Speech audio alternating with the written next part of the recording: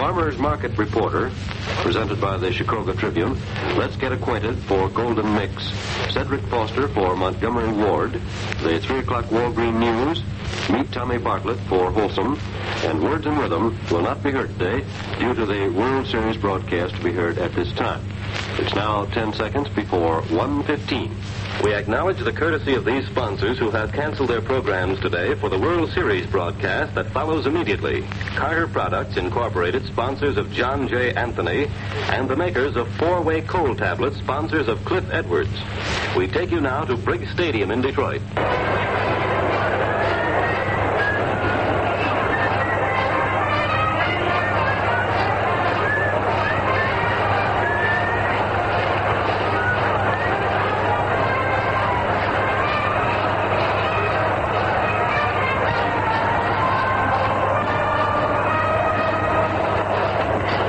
Cavalcade of Sports is on the air. For the 7th consecutive year, Gillette presents the World Series. From Briggs Stadium in Detroit, we bring you the exclusive play-by-play report of the opening World Series game between the American League's pennant-winning Detroit Tigers and the Chicago Cubs, champions of the National League. Men, look sharp, feel sharp, be sharp. Use Gillette Blue Blades with the sharpest edges ever honed. And now, good afternoon, everyone, to baseball fans everywhere. This is Bill Slater with Al Helfer and Bill Corum greeting you for the Gillette Safety Razor Company. For tops in sport, tune in Gillette's Cavalcade of Sports the year round. Over various networks, Gillette airs the Kentucky Derby, football bowl games, and similar events of national interest as they occur throughout the sports calendar. Also, regularly, every Friday night, Gillette broadcasts the major boxing event of the week for fans coast to coast and overseas. And now, ladies and gentlemen, with the first game of this 45 World Series just about to get underway, there is the usual thrilling scene, and here it is at magnificent Briggs Stadium in Detroit.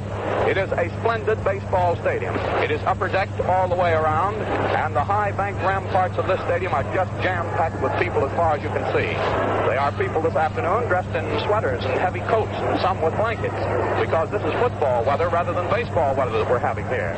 The crowd, of course, began to form outside the ticket window for the unreserved bleacher seats at 12 o'clock last night.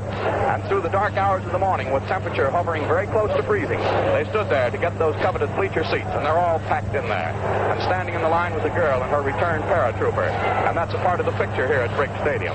The largest crowd that ever jam-packed its way into this stadium was back in 1940 when the Tigers played the Reds in the World Series. 55,189 attended then. That's going to be mighty close to that today. There is the band out in center field in its blue uniform. There is Harry Toby, that unique character from Oxford, Ohio, who comes out, he tells me, for the 7th consecutive World Series to dance in front of the band, attired in a very white suit and carrying a little parasol. There are all the trappings, all the celebrities, all of the tenseness, all of the thrills and enthusiasm that always go with this great American sports classic. Just a word about the nature of today's broadcast, ladies and gentlemen. We believe it to be the greatest sports hookup in the history of radio broadcasting of sports events. A tremendous number of stations in the United States and Canada, and then the overseas broadcast, in which we have a particular interest. Just as you at home are listening to this game play-by-play, our soldiers and sailors and Marines overseas are sitting at radio sets listening to it by way of the far-flung network of the Armed Forces Radio Service. This program is being shortwaved at this moment from San Francisco and New York by 13 powerful networks. It's being picked up and rebroadcast by many stations of the Far Eastern Network in the Philippines, Okinawa, Japan, and China. The Pacific Ocean Network on Iwo, the Marianas, Gilbert, and Marshall Islands. The Mosquito Network in the South Pacific, and to armed forces in the Aleutians, Alaska, and the Caribbean area. Through the Armed Forces radio stations in the Mediterranean and Italy, and the Persian Gulf Command, and through the American Forces Network to troops in the United Kingdom, France, Germany, and Austria, and to our outposts in Greenland and Iceland. There is also a special shortwave relay from Honolulu to Saipan, and thence to Japan by medium wave. Men with shortwave receivers can listen directly to the best of several transmissions, and since this game is airing at such distant places as Tokyo, Guam, Luzon, and Iwo during the small hours of the morning, there will be rebroadcasts of the play-by-play description at convenient listening hours throughout the day. But we've been told that in Manila there are men so eager to hear this World Series when it is played, instead of a few hours later, that they have awakened at 3 o'clock in the morning to listen to this program. And that gives any guy a thrill, believe you me. To all the members of our armed forces overseas, we say we hope to see you back home very, very soon. And now we have seated to the left of us here a sports personality who needs no introduction to any of you. You have heard him many times on the Gillette Cavalcade of Sports broadcast. He is the famous columnist and the grand and swell guy, Bill Coram. Uncle Bill? Thank you, Colonel Slater. Colonel Bill Slater. I think we ought to rename Halpern and make him Bill, too, so that we'd have 3 Bills up here. We'd have everybody probably well confused. Well, this is really something, Bill. I don't know when I've been as thrilled at a sports event as I am here today. Beautiful picture in Battleship Gray, Brick Stadium here in Detroit. Stands filling up very fast. I'm sure there'll be 55,000 people here when the game is started, and that will be one of the biggest crowds, of course, in the history of this park. And this series, I'm sure, will return the players the biggest check for their end that any series has ever done. Previous to that, it was back in 1935, I believe, that the Tigers beat the Cubs to get the biggest World Series players' share. But it'll be bigger this year, and should be, because baseball has come back into its own. With the war's over, it had a tough time during the war, gave away $1,200,000 of World Series money alone, $2,600,000 odd of baseball money, and it deserves the little that it's going to get here from this great series. From a baseball standpoint, there's very little to choose between these two clubs, and it might very well be such a series as the last one the Tigers were in when they came right down to the wire with the Cincinnati Reds in 1940 in a 7-game series.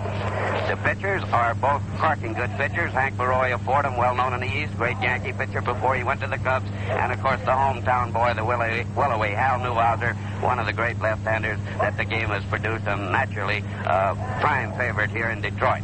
I saw old Bill Clem, chief of the umpires of the National League, downstairs, and I mentioned to him it was a little chilly, and Bill said, "Yes, Bill, it's always cold when Detroit's in the World Series." He said, "I remember back 1909 when they're playing the Pirates in that series." He said, "Doc Cook, the fellow was supposed to have discovered the North Pole, was here, and he left in the 3rd inning." Well, it isn't that cold today, folks, but it is nippy football weather. But the sun is shining, and I've seen lots worse baseball days, and there have been many a day in this season that the baseball people would have settled for weather such as this. Breast wind, the outfielders are going to have to watch that, and when the sun's not behind the clouds, they're going to have a high sky here. But we'll see great baseball this afternoon. And speaking of umpires, Bill Summers, American League umpire, will be the umpire-in-chief behind the plate. But I saw another old umpire, fellow operating the press box elevator here. And that was Bill Lord Byron, a great old umpire, the singing umpire in his day. The fellow used to say, when players protested about called strikes, used to say, "Young man, you'll have to be a little bolder. You can't hit the ball with a bat upon your shoulder." That was Lord Byron, who now is running the elevator here at Brick Stadium, and told me that he was 70 years old. And in the elevator with him was the only man, I'm sure, that's seen every World Series played, 43, including this one, Joe Page, famous Canadian railroad man, here not only to see this, but seen every modern World Series and some before that. And Bill Slater said to you that you went back to Huey Jennings for Detroit victories. That's true in this league in modern World Series times. But Detroit won a championship before that under a man named Watkins when they were known as the Wolverines and in the National League. Now, from a pitching standpoint, I don't see that there's anything favoring either one of these fellas in the day. Leroy is a good curveball pitcher, got a lot of speed, and of course we all know that Newhouser is the same. The Cubs will hit speedball pitching. That's the reason I don't believe that Virgil Fire Trucks, who came back to the Tigers from the service just before the American League season ended, will be such a great help as a lot of people think, because I know the kind of pitching that bothers the Cubs is clutterball pitching, such as Jim Tobin of the Braves used to throw at them. In fact, I remember that Tobin beat him 7 out of 9 last year or something like that. Well, fans, that's Coram's story for the moment, but I'll be back after the game to tell you how things look to me from the press box. Fans, there's little doubt that Americans want a hard peace for those guilty of starting the war. But none of us wants a hard peace for the millions of destitute men, women, and children in allied countries freed from Axis enslavement. And yet, without our help, cruel and bitter times lie ahead for the folks who are still fighting famine, pestilence, and cold. One of the chief hopes for their salvation lies in the National War Fund, a federation of 19 major relief and welfare agencies. These agencies are over there, distributing blankets to people who have shivered for years, cod liver oil for undernourished children, seeds to replant farms, medicine to fight plagues, and they're doing many other life-saving tasks, too. So when you're asked to donate to the Community War Fund, dig down deep. Let's be generous in victory. And now here are the starting lineups, as they have been announced for the rival managers as this 1945 World Series is about to get underway. For Chicago, the visiting team, the leadoff hitter will be Stanley Hack, their great third baseman. This is his 4th World Series. He's a California lad. At second base and batting number 2 for the Chicago Cubs will be Don Johnson, a 34-year-old second baseman who was born in Cincinnati and he lives out in Los Angeles now. Batting number 3 for Chicago, Harry Lee Lowry, Lowrey, 27-year-old discharged GI, born and raised in Los Angeles, California. Batting number 4 for Chicago and the great hometown favorite along the midway is Phil Cavarretta, 28-year-old star first baseman, the number 1 hitter in the National League this year, playing in his 3rd World Series. He's born, raised, and lives in Chicago. Batting number 5 for the Cubs is center fielder Andy Papko, a 24-year-older who comes from up in Boyceville, Wisconsin. Batting number 6 for them is Bad Bill Nicholson, the Maryland gentleman who is playing his 8th year with Chicago at the age of 30. He's born and he lives in Chestertown, Maryland, his own hometown. Batting number 7 for the Cubs is Thompson Livingston, better known as Mickey, a 31-year-old discharged member of the Army Ground Forces who comes from Newberry, South Carolina. Batting number 8 for Chicago is Roy Hughes, the shortstop.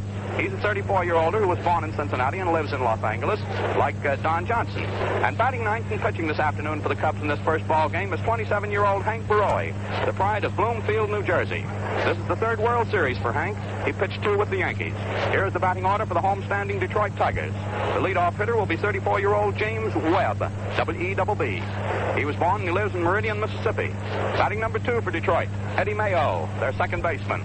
He was in the World Series with the Giants back 9 years ago. He was born in Massachusetts. He lives in Clifton, New Jersey. Batting number 3 for Detroit, Roger Kramer, the 39-year-old veteran playing his 17th year in the majors.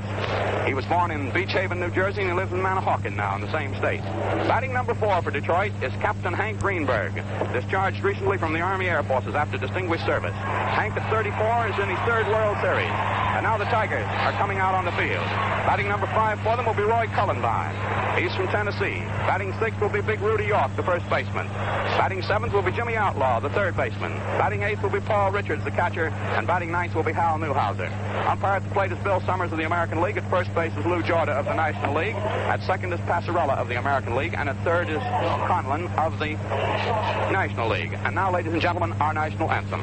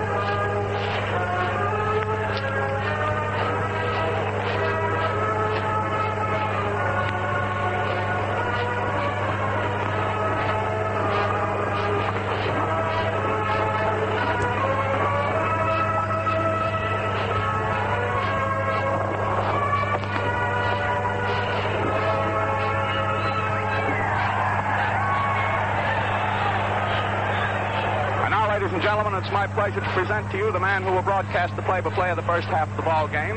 He served with distinction in the United States Navy as a lieutenant commander. Your friend and mine, Al Helfer. Al? Well, thank you, Bill, very much. Good afternoon, ladies and gentlemen. And it certainly is a privilege and a pleasure to be here at Briggs Stadium in Detroit this afternoon to see this 43rd World Series about to get underway. The lineups as given you by Bill Slater remain intact and are absolutely authentic. We'll set the Detroit Tigers for you defensively just before the ball game gets underway. Now the first ball will be thrown out by Commissioner Chandler. Commissioner Chandler last evening in his suite here in the Hotel Statler in Detroit was very proud to be here in Detroit. Was very proud that he was able to see a peacetime World Series this year. And he is to throw the first ball out for this game. Now here are the Tigers for you defensively as the ball comes out. Hal Newhouser on the mound, who has amassed an amazing record for 2 years of play with the Detroit Tigers, speaking principally of the last 2 years, in which he has won 54 ball games and lost 18. In 1944, Hal Newhouser won 29 games and lost 9. Well, this year, I think everyone is familiar with his record of 25 wins and 9 defeats. However, not only has he been the leading pitcher but also he has led in striking out men. He struck out 187 last year and 212 this year. Now we'll pause 10 seconds for station identification. Remember, men, look sharp, feel sharp, be sharp. Use Gillette Blue Blades with the sharpest edges ever honed. This is the Mutual Broadcasting System. This is WGN Chicago, serving the Middle West. Now we're just seconds away from the very first pitch of the 1945 World Series, and Stanley Hack, who this year in the National League hit a snappy .322, is stepping up to the plate to be the first hitter. Stan hits left-handed and stands very deep in batter's box. Stan is just off the plate. Now Newhouser out on the mound, takes his sign from Richard. The left-hander pumps once, kicks high, throws a fast curve that is low. And that is the first pitch of the ball game. And the ball is taken over and given to Happy Chandler. Of course, the first pitch that is made will not go down in the official record books as the first pitch of the series. This one that is coming up right now will be the first official pitch. And now the ball game is about to get underway. Al Newhouser looking down at Stanley Hack. Here comes his first pitch now. It's a fastball. It's hit down across the carpet to third base. Jimmy Outdraft third comes up nicely. Throws the end, and that is all for Hack. So the first pitch ball results in the first Chicago out here in the 1945 World Series. As Stanley Hack bounces down to Outlaw and is thrown out. Don Johnson is the second hitter in the Chicago batting order. Don Johnson, the 34-year-old right-hander, playing at second base for Chicago. And his play has been sparkling this year on the inner defense. We'll set the Tigers for you defensively now with Hal Newhouser on the mound. Richards behind the plate. At first base is Big Rudy York. At second base is Eddie Mayo. At shortstop, Skeeter Webb. And at third base, Jimmy Outlaw. Out in left field is Hank Greenberg. In center is Kramer. And in right field, Kellen Bond. Newhouser pitches a fast one in there that's swung on a miss for a strike. No balls, one strike is the count on Don Johnson, the Chicago second baseman. Newhouser throws another medium-speed curveball. It's hit back past the mound and back over center field for a base hit. So Johnson is on. That ball was partially stopped by Hal Newhouser, the pitcher, but it came right off his glove and moved in behind second base. The batter coming up now is Peanuts Lowry. So the first hit in the 1945 World Series is picked up by Don Johnson, Chicago second baseman. Peanuts Lowry isn't very big. He stands about 5'7 and a half. Hits right-handed. And stands with a wide spread eagle stance deep at the plate. Newhouser checks his runner at first, throws a fast one into the plate that swung on and fouled out for strike one. No balls, one strike is the count on Peanuts Lowry. On deck to hit next, in case he's needed, is Bill Cavarretta, the National League batting champion this year. Peanuts Lowry, as he stands at the plate, is a 283 hitter this year. Johnson leads off first, one away, top of the first inning. Newhouser throws quickly to first, but Johnson steps in ahead of it. Rudy York returns the ball to the mound. Top of the first inning, one out, no score. Now Newhouser takes his stretch, looks at first again. Down comes his delivery. It's a fast curve that misses just outside. That moves the count up to an even status on Peanuts Lowry.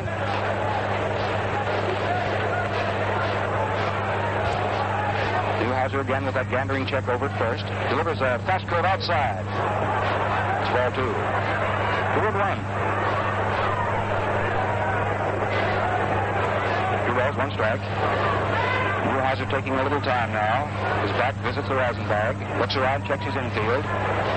Now checks his runner at first. First to the plate, there goes the runner. It's swung on the middle plate for a strike. And there goes into the second baseman, Eddie Mayo covering, and it gets away from him. And Johnson sliding under the tag, incidentally, is on at second base. So it is going to be a stolen base. The first one in the series. And Johnson steals second. So now the Chicago Cubs have a runner at second base. One out. Lowry was up there and swung on that last pitch and missed it. And now a little time is being taken out down behind third base. While the Turner of the Detroit Tigers comes out there. Eddie Mayo has come down. He went down on both knees trying to stop that throw by Richards, the catcher, attempting to get Don Johnson as he broke for second base with a hit and run on. And apparently he twisted his right ankle slightly. As there are giving him a little treatment on his right ankle. However, this is the picture here in the top half of the first inning. Stanley Hack became the first out as he was thrown out by Outlaw from third base. Then Don Johnson hit a ball very sharply. Back past the mound, Hal Newhouser tried to flag it down, but the ball caromed off to the top of his outstretched fingertips and rolled back at second base and out into very short center field for a base hit. Then with the count on Lowry of 2 balls and 1 strike, Don Johnson was sent down by Charlie Grimm to try to take second base. And Peanuts Lowry swung to protect the runner, missed the ball completely for strike 2. And Paul Richards' peg went down to second base to Eddie Mayhew covering there. But Don Johnson's slide was in at second base safely, and he is credited with the first steal of the 1945 World Series. And that's how it stands right now in the top half of the first inning.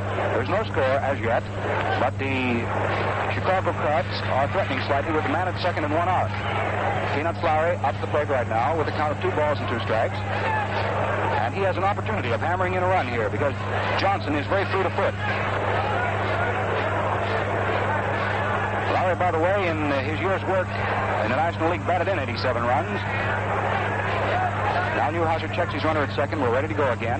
He delivers the plate's fastball hit high into center field. Doc Kramer comes charging in under it in short left center now and takes it for the out. Johnson has to move back into second base.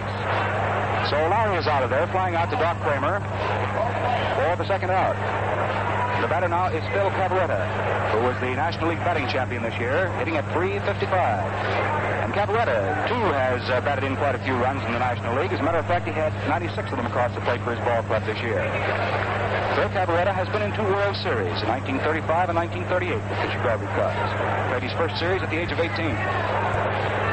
Hal Newhouser, who was with the Detroit Tigers in 1940 when they won the World Championship, and had a record of 9-9, but did not appear in the series. But he's appearing today, believe me.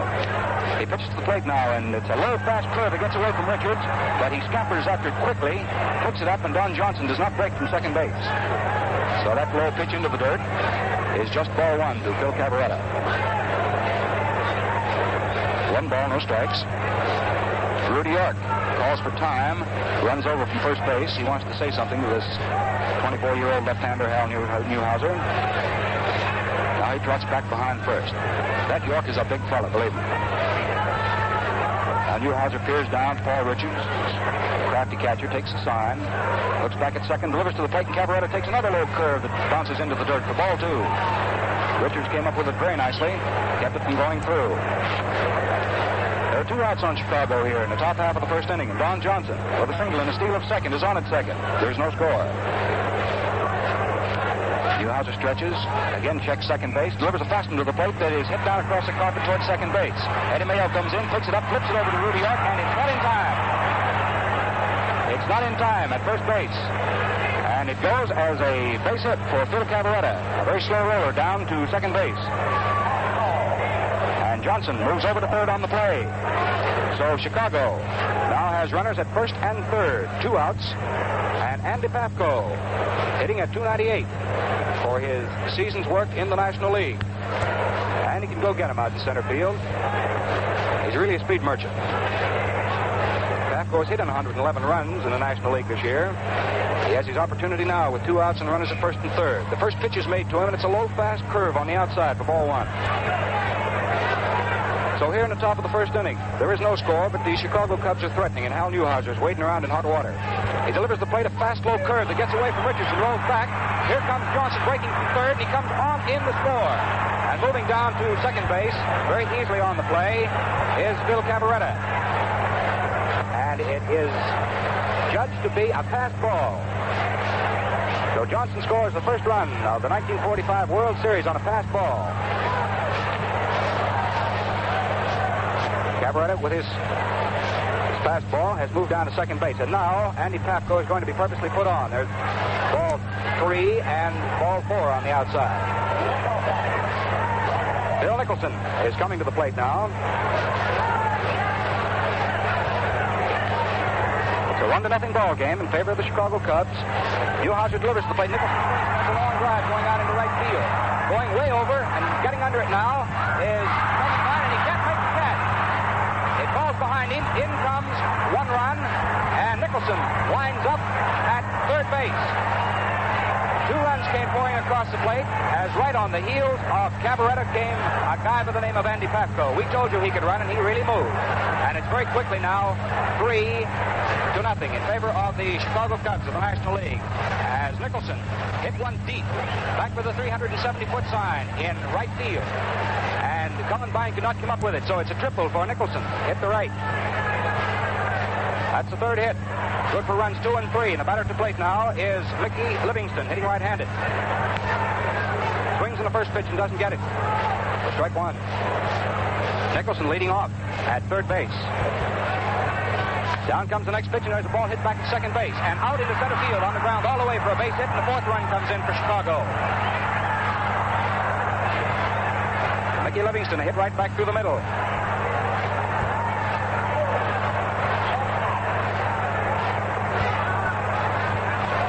Coming up to the plate right now is Hughes, the shortstop. 2 outs here in the top of the first inning. Chicago, the National League, leading 4-0. Newhouser makes the first pitch, and it's a fastball that's right through for a strike. Hughes hits right-handed. He stands very deep at the plate and crouches. Newhouser goes to the plate. There goes the runner, and it's a high curve. It's taken. And the play down to second base, Eddie Mayo is in time as the sliding spikes of Livingston is in there, and he is out. Out stealing from the catcher, Richards, to Eddie Mayo, the second baseman. So in the first inning, 4 runs for the Chicago Cubs. And the score is Chicago 4 and Detroit nothing. Well, there's been only one unassisted triple play in series history. In 1920, the Dodgers, batting against the Cleveland Indians, had men on first and second. Then it happened. Cleveland's second baseman caught a line drive, 1 out. He touched second, 2 out. He tagged a runner coming from first, 3 out. Now, if you follow me, there's a triple play in shaving that finishes off Tough Whiskers 1, 2, 3, just like that. When you soften your beard with Gillette shaving cream and whisk it off with today's Gillette Blue Blade in your Gillette razor, you'll get the slickest shaves in the book. And what's more, your face looks right in the pink and feels swell. Men, look sharp, feel sharp, be sharp. Use Gillette Blue Blades with the sharpest edges ever honed. Now for their last half of the first inning. The first man up for the Detroit Tigers is Skeeter Webb, the shortstop. The score, you know, is 4-0 in favor of the Chicago Cubs of the National League. And Hank Baroy, who this year won 21 ball games and lost 7 with his work with the Yankees and the Chicago Cubs. And he's out on the mound right now. That's a pretty good margin for a guy as tough as Hank Baroy is to be working on in the very start of the ball game. Skeeter Webb, a right-hand hitter, stands just off the plate. He's tall and slender, hits right-handed.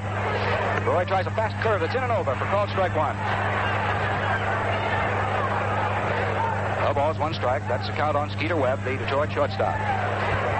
For his work this year, he hit 200. A curveball picks up the outside corner. Roy feeds him a fastball for called strike 2. No balls, 2 strikes. That's the count on Skeeter Webb. 34-year-old shortstop stands there fidgeting and waits. Baroy curves him again. This one's hit through the hole between short and third, out into left field for a base hit. And Skeeter Webb for the Tigers is on.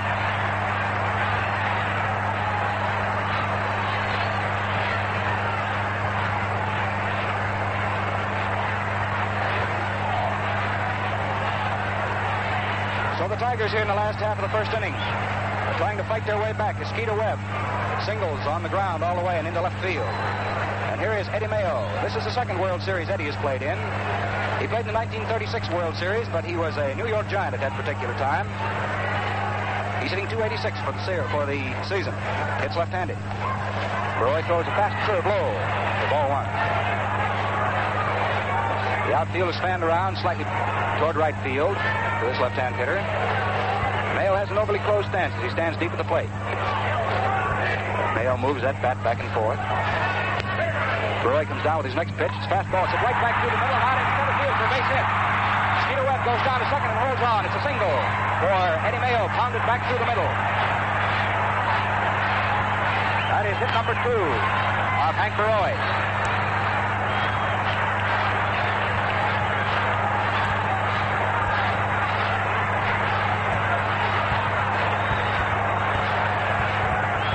Now the batter coming up to the plate for Steve O'Neill's Tigers is a 39-year-old veteran. Roger Doc Kramer, who played back in 1931 in the World Series. He was then a member of the Philadelphia Athletics. The center fielder is stepping in, hitting left-handed. He crowds the plate slightly from behind, holds that bat high on his left shoulder. Runners at first and second and no outs. In the last half of the first inning, and the Cubs lead 4-0. The first pitch is made to the plate, and it misses just outside for ball one. Out in right field, Bill Nicholson has gone way back, almost to the boards. The outfield is fanned around the right and is playing deep. Roy stop. The play over to second base to Johnson for 1 out. The throw on to first base, 2 outs. So Kramer hits into a fast double play from Hughes, the shortstop, over to Johnson at second, and right on to the waiting mid of Phil Cavarretta at first. Webb moves over to third and takes his station there on the play. So very quickly, there are 2 outs in the last half of the first inning. The batter now is Hank Greenberg with the score standing 4-0 in favor of the Chicago Cubs of the National League. We're in the last half of the first inning with 2 away and a runner at third for Detroit. Hank, very tall, very powerful right-hand hitter. Roy comes down with the first pitch, and it's a high, fast curve off the point of the shoulder for ball one. Webb takes a very short, modest lead off third base. Roy, very thankful for the double play behind him, which broke the back of the Detroit threat. Very hurriedly gets ready for this next pitch to Greenberg. He pumps once, throws a fast curve. It's low and into the dirt. Livingston has to get down on both knees to block it, to keep it from going through. First to Greenberg, that's just ball 2. 2 balls, no strikes. The last half of inning number 1. Once again, the score, in case you just tuned in, is Chicago 4 and Detroit nothing. Chicago going out in the top half of the first inning after 2 were away and picked up 4 runs. The big blow in the first inning was Bill Nicholson's triple to deep right field. Now Roy checks Skeeter Webb at third, looks down at Greenberg, delivers him 2-0, and it's a high, fast curve that Greenberg leans back from for ball 3. 3 balls, no strikes. Greenberg looks around at Steve O'Neill at third base to get a sign on this 3-0 pitch, whether he's allowed to hit it or not. Roy comes in with a fast one. That is low for ball 4, and Greenberg is walked. Puts runners at first and second. And that's first base on balls given up by Roy.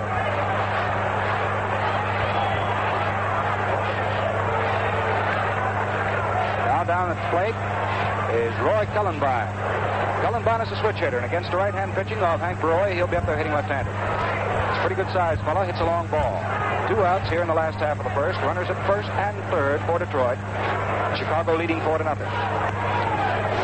Roy checks his runners, throws to the plate, and it's high and on the outside for ball 1.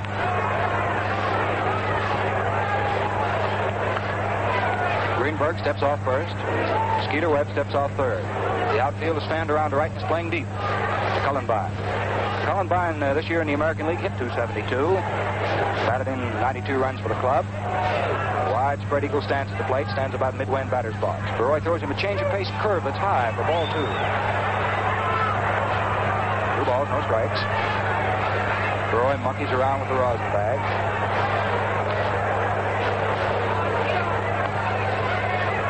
Steps right up to the rubber now, takes a sign from Livingston. It's ready, comes down with the next pitch. It's a curveball that's high for ball 3. So very quickly now, the count on Roy Cullenbine is 3 balls, no strikes. 2 outs, last of the first. Runners at first and second for Detroit. Chicago leading in this game 4-0. The time has been called as Stanley Hack comes over from third base. And Roy Hughes charges in from shortstop. There's a short conference at the mound with Hank Roy. Now it's broken up. Hack goes back to third. Hughes goes back to shortstop. Now Roy is ready. Cullenbine swings that bat, parks it on his shoulder. Down comes the pitch, and it's high and on the outside for ball 4, and that loads him up.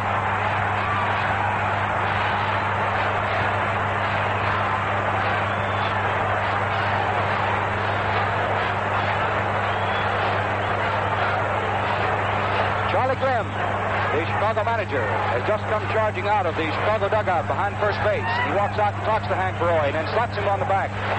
The bases are loaded with the Detroit Tigers here in the last half of the first inning. Cullenbine, who has just walked behind Greenberg's walk, is on at first. Greenberg himself is on at second. At third is Skeeter Webb. 2 outs, and the batter coming up to the plate is old kickapoo Rudy York.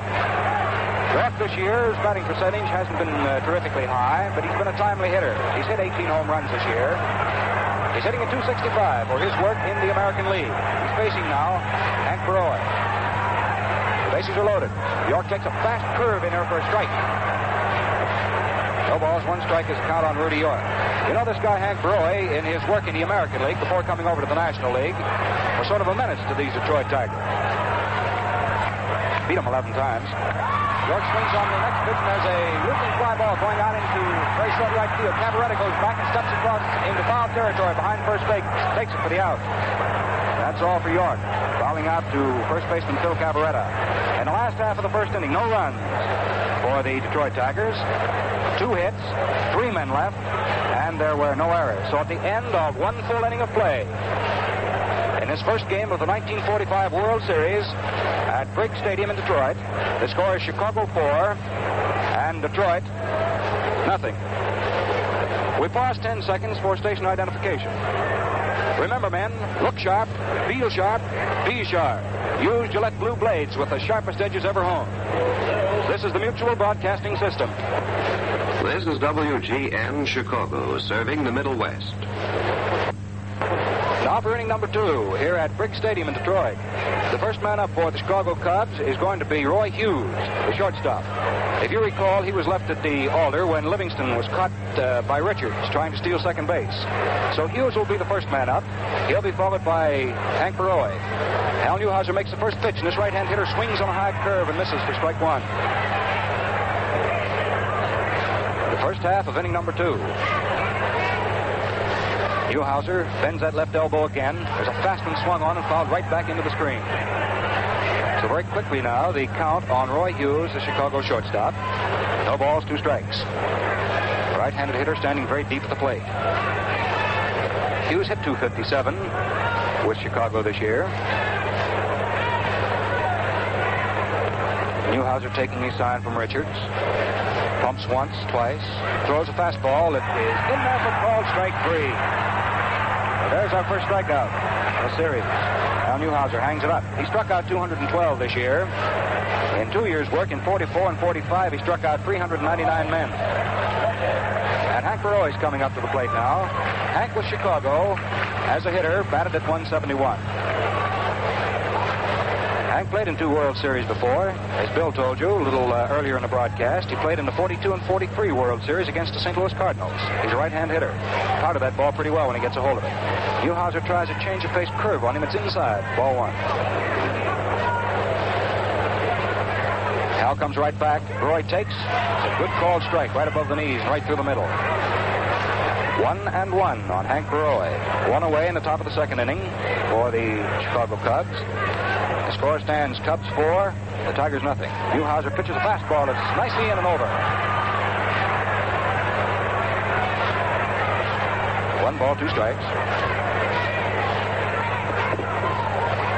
Roy watches Newhouser get ready and steps forward toward this pitch and takes it high.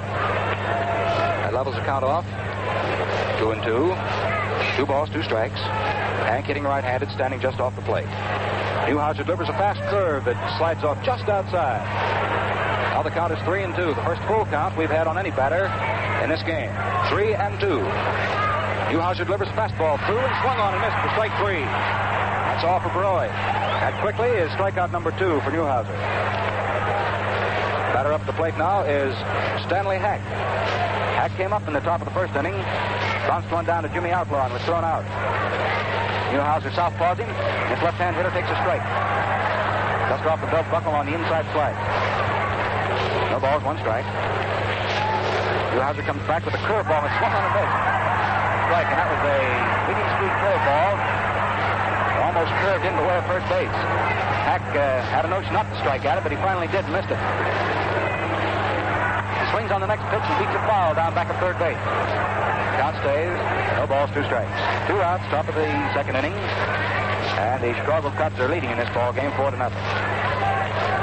Newhouser monkeying around on the mound. Goes after the rosin bag.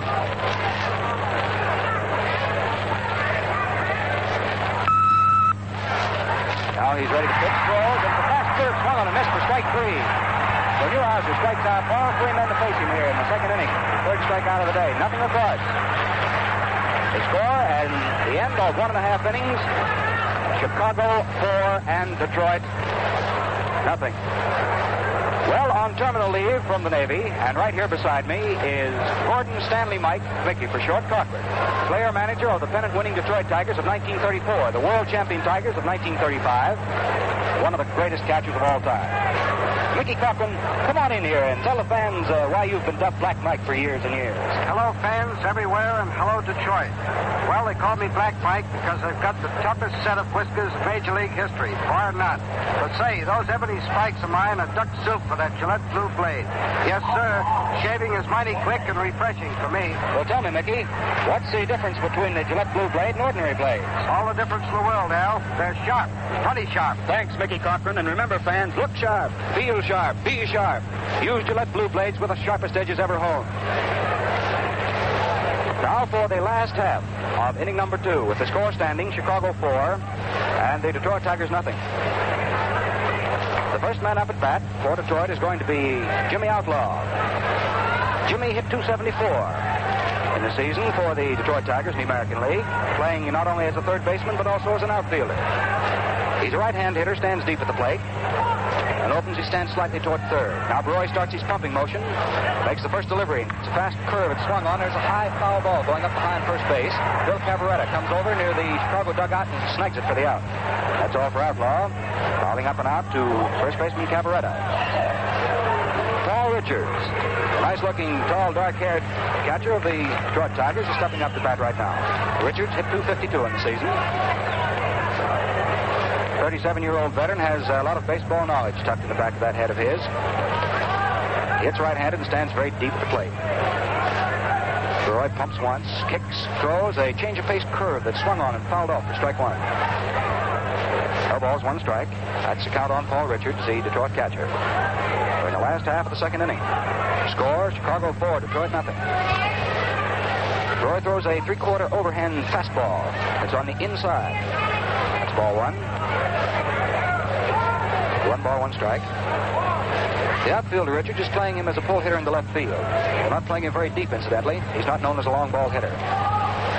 Roy throws, and Richards swings and foul tips it. Bounces back into the mask of Mickey Livingston. The ball goes all the way out onto the playing field. Bill Summers says he wants to see that ball, takes it, examines it, and puts a new one in play. The count on Richards is 1 ball, 2 strikes. 1 out, last of the second, no base runners. Roy has rubbed this ball briefly now, puts his right foot forward on the rubber, pumps twice, spins, delivers, and Richards swings on a medium-speed curveball and fouls it back into the netting. Count stays at 1 ball, 2 strikes. Hughes at shortstop has moved down into the hole toward third base. Richards takes the next pitch high on the outside. That moves the count up 2-2. 2 balls, 2 strikes. Livingston holds the big mitt up as a target. Roy comes down with the 2-2 delivery, and it's swung on. There's a line drive smacked over third base in foul territory. Count stays at 2-2. Richards fell away from an inside pitch that time and spiked it well, but pulled it about 5 feet foul down behind third. Incidentally, he broke his bat on that line drive also. He comes back to the Detroit dugout, gets himself a new one. While he's taking a bit of time to get a new bat, Hank Roy continually throws down to the plate to Mickey Livingston to keep warm. Very chilly here in Detroit this afternoon. Now Roy is ready to deliver 2-2. Richards waiting. Down comes the pitch, side-on delivery. That's outside, ball 3. So it's a 3-2 count on Paul Richards, the Detroit catcher. Roy leans forward from the mound, takes his sign, delivers 3-2. It's a fastball. Richards hits the dirt to keep him being plucked. Of course, it's ball 4. That's the second base on balls given up by Roy. So Richards starts off the first. A round of applause for Hal Newhouser as he comes striding up to the plate. In addition to being a top-ranking pitcher, Major League Baseball, Hal Newhouser is a pretty good hitter for a pitcher. He swings at him left-handed, and this year hit at .257. At 28 hits for 109 at-bats in the American League. The first pitch comes down, and Hank checks Richards at first, delivers to the plate. It's in, again for a called strike. Twice, Newhouser has ignored the pitch, and it's cost him. A little time is being called by Bill Summers, the plate umpire. So some paper gotten out of left field. It's picked up. Now time is in again. Roy delivers the plate. Newhouser swings and hits it off the end of his bat, fouled out back of third. The count stays, no balls, 2 strikes. Last half of the second inning, 1 out. Richards is on at first for Detroit. The score stands Chicago 4 and Detroit nothing. Roy with a new ball. Checks first again, looks at Newhouser, delivers him. Newhouser swings on it. There's a ball hit down to second. Johnson comes up with it, plays it to Hughes for 1 out to throw to first. In time for a double play. And that is the second time the Chicago Cubs have come up with a double play against the Detroit Tigers. This one 4 to 6 to 3, or from second to short to first. Richards was caught in the middle of that double play. And in the second inning, for Detroit, nothing across. No runs, no hits, no errors, nobody left. So the score at the end of 2 full innings of play is Chicago 4 and Detroit nothing. We're going into the top of the third now, and the first man up for Chicago is going to be Don Johnson. He'll be followed by Peanuts Lowry and then by Phil Cavarretta. Don Johnson in the first inning got a single. Hit back through the middle, back of second base. Peanuts Lowry flied out to center fielder Doc Kramer. Phil Cavarretta also got a base hit back to second base in that first inning. So the first 3 men up have half of the crop of hits off Hal Newhouser so far in this ball game. Hal Newhouser just thrown the last of his warm-up pitches down. And in case you tuned in late, let us set the Detroit Tigers for you again defensively. Hal Newhouser's on the mound. His battery mate is Paul Richards. At first base is Rudy York. At second is Eddie Mayo. At shortstop, Skeeter Webb. At third is Jimmy Outlaw. In left field, Hank Greenberg. In center field, Doc Kramer. And in right field, Roy Cullenbine. Now here is Don Johnson at the plate. Inside for ball 1. This fellow Newhouser can really rear back and throw that rock. Starts his pumping motion once more. Delivers to the plate. The fastball swung on. Hit out into center field. Doc Kramer charging over to his left. And tries to make a one-handed glove catch, but he can't do it. It caroms off his glove, rolls over toward Cullenbine. Cullenbine picks it up and fires it into the infield, but it's a standing-up double for Johnson. So Johnson is on in second with the first 2-bagger of this 1945 series. The second extra base blow off Newhouser. Nicholson tripled. That's the 5th hit off Newhouser. The batter is Peanuts Lowry. He flied to Doc Kramer in center his first at-bat. Newhouser delivers the plate, and Lowry pushes a bunt to the right of the mound. It's picked up by Newhouser. His play is back to Rudy York at first base for the out. But the sacrifice works, moving Johnson down to third base. So that's the first out here in the third inning. The batter is Phil Cavarretta. And the strategy being here that a fly ball would get in a run. And, of course, Charlie Grimm playing for that 5th run if it's at all possible to get. Newhouser delivers this left-hand hitter, and Cavarretta takes a low, fast curve into the dirt.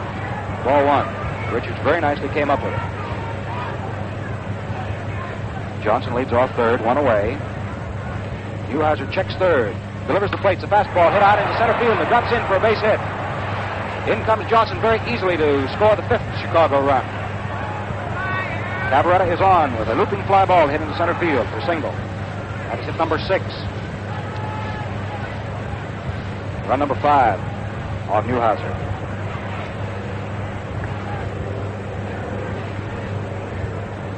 Now the batter at the plate, hitting right-handed, is Andy Pafko, who was walked in the first inning, so he's coming up for his first official at-bat. He swings on the first pitch. There's a solid base hit. Wrapped deep into left center field. It's going to be extra bases. Here comes Cavarretta digging past third. He's being sent on in to score. It is a 2-bagger. The left center field for Andy Pafko.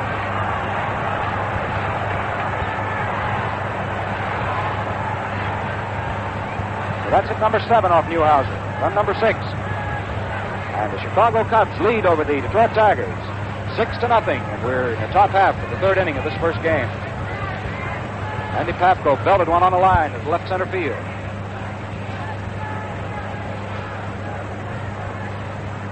Now the batter coming up to the plate is Bill Nicholson, who laced out that triple back in the first inning. Newhouser delivers. There's a ball hit out into very short right field. From second base, Eddie Mayo goes back and grabs it. Well, that's all for Nicholson. That's the second Cub out here in the top of the third inning. The batter now is Mickey Livingston. Mickey came up in the first inning, and lo and behold, he hit one too, right back through the middle. Batted in Nicholson from third base.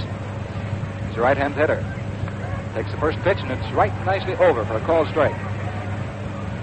Newhouser's been pouring that fast one in ever since the ball game started.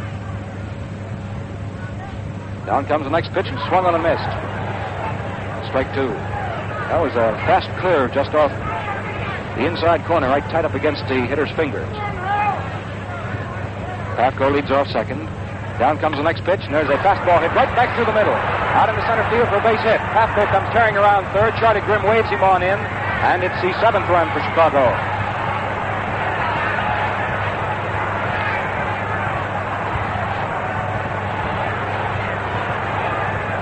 Right off Newhouser's hit number 8, run number 7. The Cubs now lead Detroit 7-0, and that's going to be all for Hal Newhouser.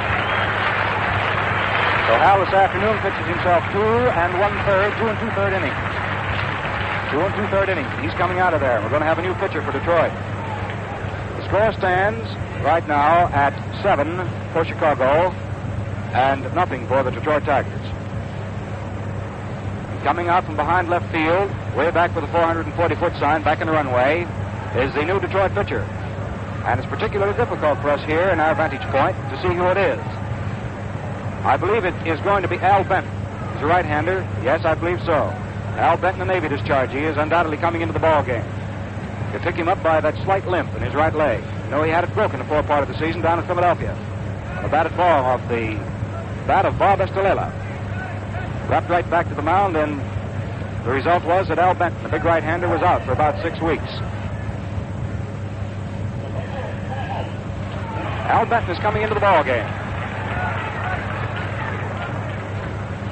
Al Benton moving in. So he'll pitch first of all here in the third inning to Hughes.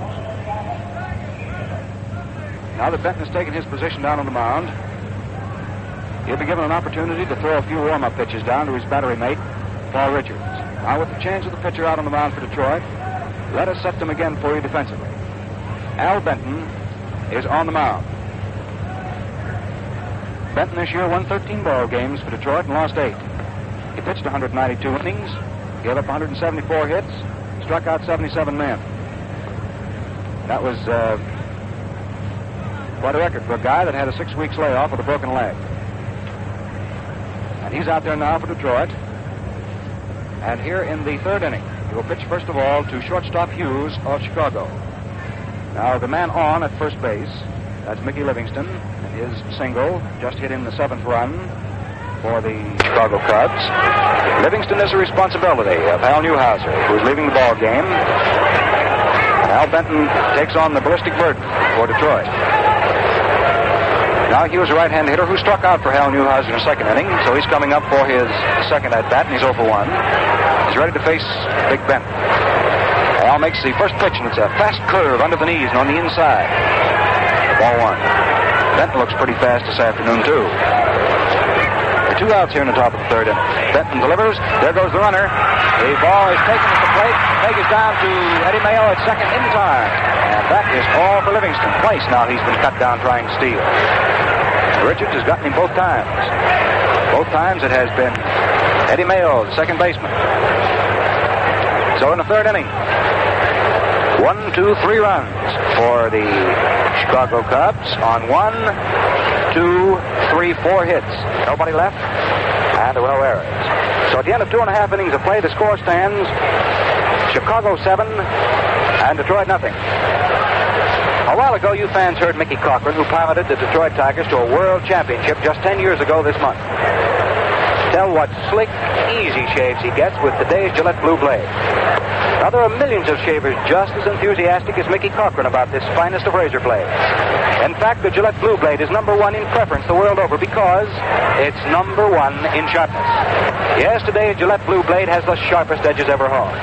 So sharp, so smoothly finished, so easy shaving, that tough beard's no problem at all. It's mighty easy to check old Al, too. Just ask your dealer for Gillette Blue Blades and see how quick and how easy and how smooth and refreshing shaving can be. Man, what shaves you do get. Look sharp, feel sharp, be sharp. Use Gillette Blue Blades with the sharpest edges ever honed. Now for the last half of inning number 3 here at Briggs Stadium in Detroit. The score stands the Chicago Cubs 7 and the Detroit Tigers nothing. So we go into the last half of inning number 3. Starting the second batting around for Detroit is Skeeter Webb, the shortstop. He got himself a single, punched through the hole between short and third and into left field in the first inning. Roy throws a fastball, hit down first base. Cavarretta comes over near the line, knocks it down, and from his position on his knees, throws to Roy, covering it first for the out.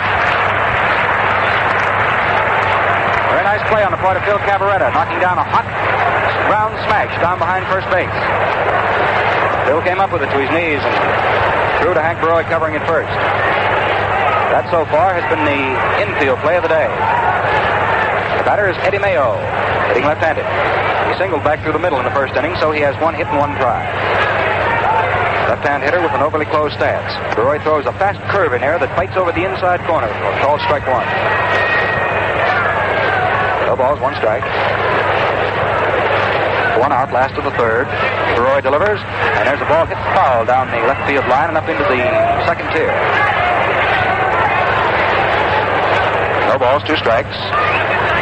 Eddie Mayo. Baroy pumping easily. Twists now. The right-hander throws a medium-speed curve. It's swung on and missed. Strike 3. That's all for Mayo. And that's the first strikeout for Hank Baroy. Hank with the Chicago Cubs this year struck out 47 men. His record isn't nearly that in the strikeout department, as was Hal Newhouser's, his opposing starter. But Hank's still in there, and Hal isn't. The batter at the plate now is Doc Kramer, hitting left-handed. He swings on the first pitch that's offered, and there's a long fly ball foul out back of right field, and it falls up into the second tier for strike 1.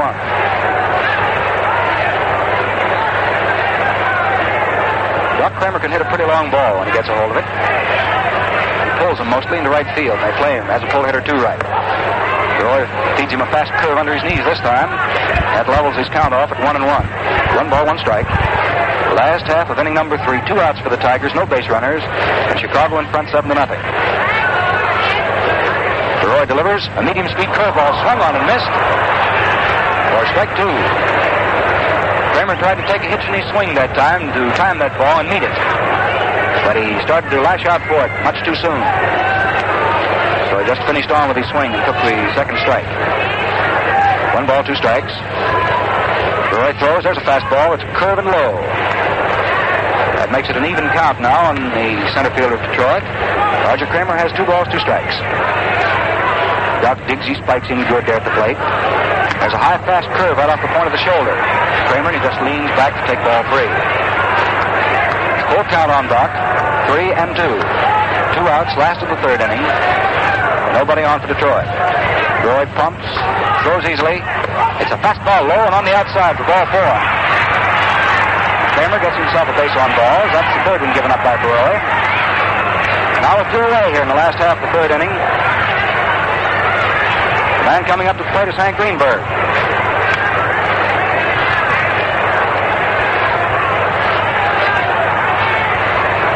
Greenberg hitting right-handed. Hank was walked back in the first inning, so he's coming up for his first official at-bat.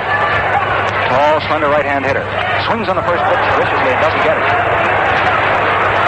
Strike 1. Kramer leading off at first base. His lead is very short. Doc's not quite as fast as he used to be.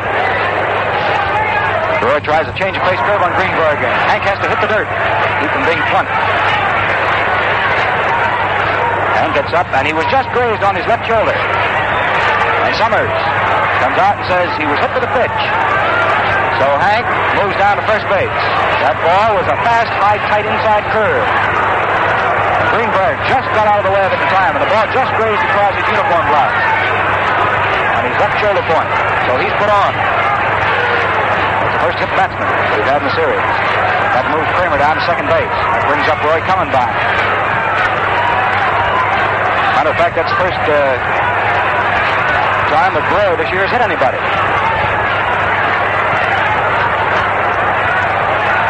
Commenbine was walked back in the first inning, so he's coming up officially for the first time also. The switch hitter hitting left-handed, standing deep at the plate. Roy comes back with the next pitch. Columbine swings on it, and there's a high pop-up going back to first base. However, Don Johnson, the second baseman, comes over and calls for it. Cavarretta allows him to take it. So that's all for Detroit here in the third inning. No runs, no hits. There were 2 men left, and there were no errors. So at the end of 3 full innings of play, the score stands Chicago 7 and Detroit nothing. And now before Al Benton, who was called upon to relieve Hal Newhouser here in this ball game in the third inning, was pitching to Hughes when Livingston went out stealing in the third inning. So Al Benton has pitched 1/3 of an inning in this ball game, and he's about ready to start the 4th inning here at Briggs Stadium in Detroit. This is not Al Benton's ball game as it now stands, nor can it be unless the Detroit Tigers should catch up with the Chicago Cubs or go ahead while Al is on the mound. But nevertheless, Benton is down there ready to go to work right now in the top of the 4th inning. And Hughes, who struck out in the second for Hal Newhouser, is stepping up to the plate as a right-hand hitter. Big Al Benton, the right-hander, makes the first delivery, and it's a nice curve in and over. Called strike 1. Benton puts that bad leg of his, the right one, forward on the rubber. Now pitches. There's another fast curve, and this one slips off outside. Count is 1-1. 1 ball, 1 strike on shortstop Roy Hughes. Benton vigorously pumps, throws a fastball that's hit out into center field. Going back under it now, 3 steps to his right, waits. Is Doc Kramer, and he's got it for the out. That's all for Hughes. Fly ball to center field. That's the first out in the top of the 4th inning. The batter now is Baroy. Hank takes his time coming out of the Chicago dugout. Gets a pretty nice round of applause from the folks as he comes striding up. He's pitched himself a pretty good ball game so far. Slender, blonde right-hand hitter. Big Al Benton, 200-pounder, makes his delivery. Moves a fast one through there for a strike. Richards holds his mitt up very close to the body of the hitter, Baroy. Benton pitches toward that mitt, and it's low and on the inside. So it's a count of 1-1 on Baroy. 1 out, top of the 4th. No base runners.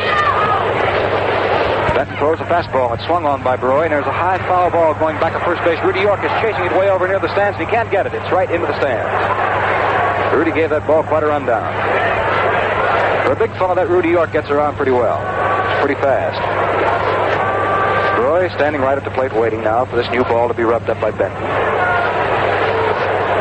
Al again taking his sign from his crafty battery mate, Paul Richards. He's over his head easily, throws a fast curve that drives Baroy back to the plate. Now it's a count of 2-2 on Hank. 2 balls, 2 strikes. Top of the 4th inning, 1 out, nobody on.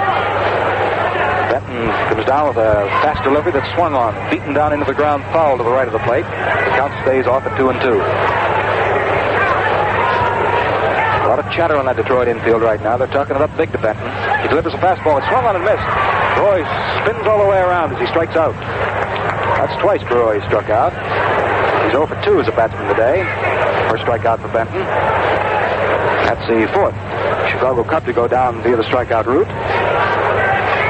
Now we're 2 away here in the top of the 4th inning. The batter is Stanley Hack, starting the 3rd batting around for Chicago, and Hack is 0 for 2. Benton tries a curve on him. It's high and outside. Ball 1. Hack was thrown out by Outlaw in the 1st and struck out in the 2nd. Hack's been called this year many times, the errorless 3rd baseman. He's got quite a batting percentage for his work in the league this year at .322. Takes the next pitch, and it's good for a strike. Benton came down with a fast curve just above his knees. 1-1. Benton comes right back. Medium-speed curveball. It's hit back toward the mound. Benton grabs it, makes his play over to Rudy York, and it's not in time. That was a high chop. It was hit down off the rubber of home plate. Benton, helplessly at the mound, had to wait until it came down. And by the time he got it, made his play to first base to Rudy York, Stanley Hack was on. The boys in the trade call that the Baltimore chop. So it's a base hit for Stanley Hack. It gives him 1 for 3, and that is hit number 1 off Benton. Hit number 9, Chicago. The batter now is Don Johnson. Benton throws a fast one through there for a strike. This right-hand hitter. Johnson's had 2 hits in 2 tries, a single and a double in that order. Benton throws. There goes Stanley Hack. The ball is hit down toward third base. Outlaw comes up with it, makes his throw across to Rudy York at first. And that's the third out. As Johnson goes out 5-3 or third to first. In the fourth inning, no runs, one hit for Chicago. One man left and there were no errors. So at the end of 3.5 innings of play, the score stands Chicago 7 and Detroit nothing. Well, fans, it takes the Old Apple only a third of a second to reach the plate when a speedball pitcher winds up and lets go. That's fast. That's really fast. But no faster than Gillette Brushless goes to work on tough beards, softening up your bristles for quick, easy shaving. Get me right now. That's no exaggeration. Gillette Brushless removes water-resisting oil from your whiskers almost instantly. Yes, and it blankets plenty of water against your stubble as a towel would, giving every bristle a good soaking in jig time. What's more, it stays wet on your face and lubricates your razor blade and soothes your skin. So Gillette Brushless speeds shaving and makes the job easier and more comfortable. If you're a brushless fan, you'll prefer Gillette Brushless. Demand is great and military requirements have been heavy. But week by week, Gillette Brushless is becoming easier to obtain. Yes, and it's well worth asking for it time and time again. Now the last half of the fourth inning. Rudy York is to be the first batter up for Detroit. He came up in the first inning and fouled up and out to Phil Cavarretta, so he's 0 for 1 for his work with the stick this afternoon. Big right-hand hitter standing very deep at the plate. Roy comes down with his first pitch, and it's a fast call strike. Curveball zipping over the outside corner just about waist high. No balls, one strike. First batter up for Detroit, last of the fourth inning. Roy throws a sidearm delivery that is outside. Ball one. Hank's been using quite a bit of that crossfire stuff this year. He's been pretty successful with it. Slender right-hander gets ready, throws to the plate, and York swings on a big curve and misses it. That's strike two. Roy gets that ball back from Livingston. Outfield is fanned around to left and playing deep to Rudy York. He can really clout that potato. Next pitch is a high, fast curve that York takes. That's ball two. 2-2. Roy standing down there in the sun. Makes the next pitch to the plate. It's a change of pace curve that is swung on and fouled off into the screen. 2-2 on Rudy York. Last half of inning number 4. It'll be York followed by Outlaw and then by Richards. Roy tries a fast curve that's high and outside. Now that's a 3-2 count to the Detroit first baseman. Last half of the fourth inning. The score stands Chicago 7 and Detroit nothing. Roy kicks, delivers a fast curve at the plate again, and this time it's swung on and beaten down into the ground foul. York steps away from that plate, takes a hitch at his britches, moves back in. Livingston signs for the pitch. Roy delivers it. It's a fast, low curve for ball 4. Hank has been pouring some fast curves in there to these Tigers this afternoon. So York is walked to open the fourth inning for Detroit. That is the fifth base on balls given up by Barrow. The batter now is Outlaw. Jimmy came up in the second inning and hit a high foul ball to Phil Cavarretta at first, so he's 0 for 1. He's a little right-hand hitter, quite a competitor. Jimmy's always a threat to push a bunt down toward third and thereby try to get on. That's the reason Hack is playing up just off third base. There's a throw very easily and lazily over to first, just to keep Rudy York tightly glued on at first. Hank actually wasn't trying to pick him off. Now he throws the plate. There's a base hit back by down to right field. Rudy York goes down to second and holds on. Without last single in the right.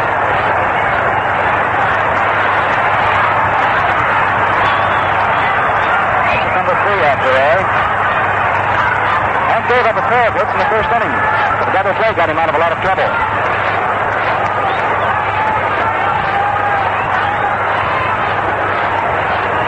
Now with runners at first and second and no outs, the batter is Paul Richards. He's a Detroit catcher. He was walked in the second inning, so he's coming up for his first official at bat, and of course his second appearance at the plate. The score here in the last half of the fourth inning, with nobody out and runners at first and second, is Chicago 7 and Detroit nothing. And Barrow pitching for Chicago delivers, and Richards reaches for a high curve, tries to check himself, but the ball hits his back and comes off. Ball's back into the screen for a strike.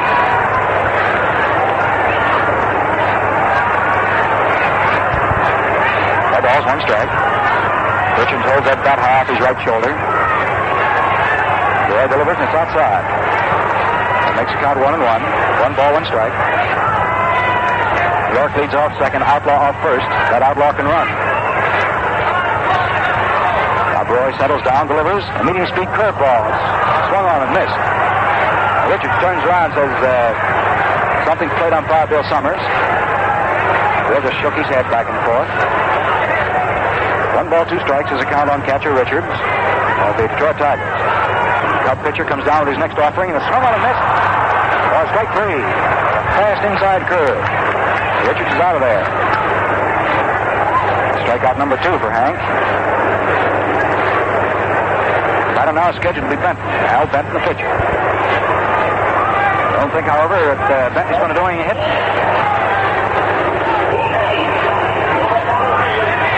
We're having a pinch hitter come in there for Al Benton. It's Zeb Eaton. And as a pitcher, he's a right smart hitter. Zeb Eaton is hitting for Al Benton. He's a right-hand hitter. Wide spread eagle stance at the plate and stands very deep. Takes the first pitch, and it's a low fast one on the outside for ball 1. I can remember seeing him at the Yankee Stadium this year unload a home run with the bases jammed. Detroit was in there on their second trip. This guy can really tee off on that potato. Roy tries a curve on him, and it's good for strike. 1-1. This is Zeb V. Eaton. Hitting here in the 4th inning for Benton. Means we'll have another Detroit pitcher to start the top of the 5th inning. Roy comes down with the next pitch, and Eaton swings on it. Foul tips it. Boy, that Eaton was really going after it, too. He swung from the spikes up. 1 ball, 2 strikes. That's the count on Zeb Eaton. He's batting for Al Benton here in the last half of the 4th inning with 1 away and runners at first and second. York at second and Outlaw at first. Eaton calls for time and backs away from the plate. He decides that Hank Roy is taking too much time out on that mound. The outfield is playing straight away to Eaton.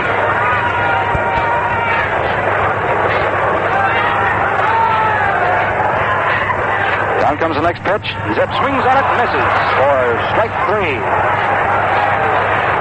So that's the second strikeout here in the last half of the 4th inning. That's strikeout number 3 for Roy. He got one just when he needed it. About an hour is Skeeter Webb, the shortstop. Jimmy came up in the 1st inning, got a single to left. And in the 3rd inning, Phil Cavarretta robbed him of a base hit by knocking his attempted line drive bit down behind first base, throwing him out to Roy covering. So Webb has 1 for 2. Right-hand hitter. Roy tries the first pitch on him, and Webb swings on it, and there's a high infield pop-up down back of the mound. Stanley Hack goes over, calls for it, and he's got it for the out. That's all for Webb, hitting a high infield pop-up. So in the 4th inning for the Tigers, no runs, 1 hit, 2 men left, and there were no Chicago errors. So at the end of 4 full innings of play, the score still stands: Chicago 7 and Detroit nothing. Well, for a rousing time, get your friends together Friday nights and enjoy a corking good scrap on Gillette's Cavalcade of Sports. Yes, for the major boxing event of the week, every week, the year round, tune in Gillette's Cavalcade of Sports Friday nights. Consult your newspaper for local station and time. Now it's going to be the top of the 5th inning here, the first game of the 1945 World Series at Briggs Stadium in Detroit. And it looks as though we may have Tobin coming into this ball game for Detroit. Yes, it is Tobin. Tobin has just been announced over the public address system. Old Featherball Jim is coming into the ball game. He was acquired, you know, by the Detroit Tigers very late in the season. Waivers from the Boston Braves. And Tobin has been quite effective in spots for Detroit. And he's coming into this ball game. As a matter of fact, last night, Jim Tobin said he wasn't going to be too disappointed if he didn't get a chance to get into the World Series for Detroit. But there's old Jim out in the mound right now. But Tobin is coming in to pitch. As far as Tobin is concerned, with the Detroit Tigers this year, he has been in 17 games, and he's got himself a record of 4 wins and 5 losses, just with the Detroit Tigers. That's not counting his record with Boston. So he's coming in here, Jim Tobin. Flutter ball right-hander. He's going to do the pitching here in the 5th inning. First man he'll face here in the 5th inning is Peanuts Lowry. And let's see what Peanuts has done so far today. Harry came up in the 1st inning and a fly ball to center field was the result. He sacrificed successfully in the 3rd, so Lowry is actually coming up for his 2nd official at-bat.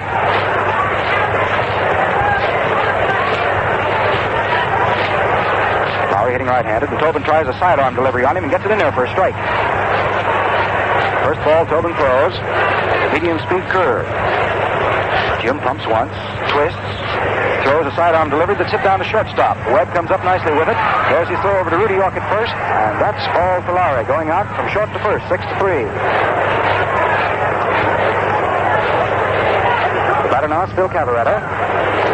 Cavarretta's had himself 2 straight hits. Got himself a single in the 1st inning, back through the middle, and then in the 3rd inning he pumped one in the center field. Tobin throws to this left-handed hitter, and there's a comeback ball. Cavarretta hits right back to the mound, and Tobin grabs it, fires to first, and that's all for Cavarretta. Going out 1-3. The batter now is Andy Pafko. The center field. Tobin throws to this left-handed hitter, and there's a comeback ball. Cavarretta hits right back to the mound, and Tobin grabs it, fires to first, and that's all for Cavarretta. Out 1-3. The batter now is Andy Pafko. The center fielder for Chicago was walked in the 1st inning. In the 3rd inning, got himself a very sharp line drive double in the left center field. Tobin takes his sign from Richards, delivers the plate, and it's a slow curve that is just under the knees of Pafko for ball 1.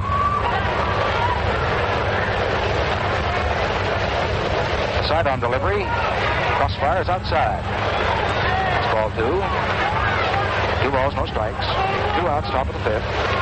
This is Tobin pitching for Detroit. A sidearm delivery is hit this time through the hole between short and 3rd, not into left field. Andy Pafko goes on with a single. So with 2 away, Pafko singles into left. That gives him 2 for 2 this afternoon. That's hit number 1 off Tobin. Number 10 as far as Detroit is concerned, or as far as Chicago is concerned off the Detroit pitching. Now here's Bill Nicholson, who's triple in the 1st inning. Really changed the complexion of this ball game. Bill, left-hand hitter, swings on the first pitch, and the result is a high foul ball up to the right of the plate. Richards under it, and he's got it for the out. And that's all for Chicago here in the top of the 5th inning. As they go down with no runs, 1 hit. 1 man left, and there were no errors. So the score at the end of 4.5 innings of play is Chicago 7 and Detroit nothing. Well, here's news, great news for you fellas, who've said you would give your eye teeth for one of those pre-war, easy-shaving Gillette Tech razors.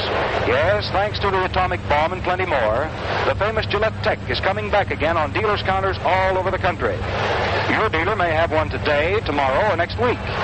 So keep an eye peeled for the Gillette Tech razor you and plenty of other fellas in town have been waiting for. It's on the way with all-metal, gold-plated head, plus 5 super keen Gillette blue blades at the popular pre-war price of only 49 cents.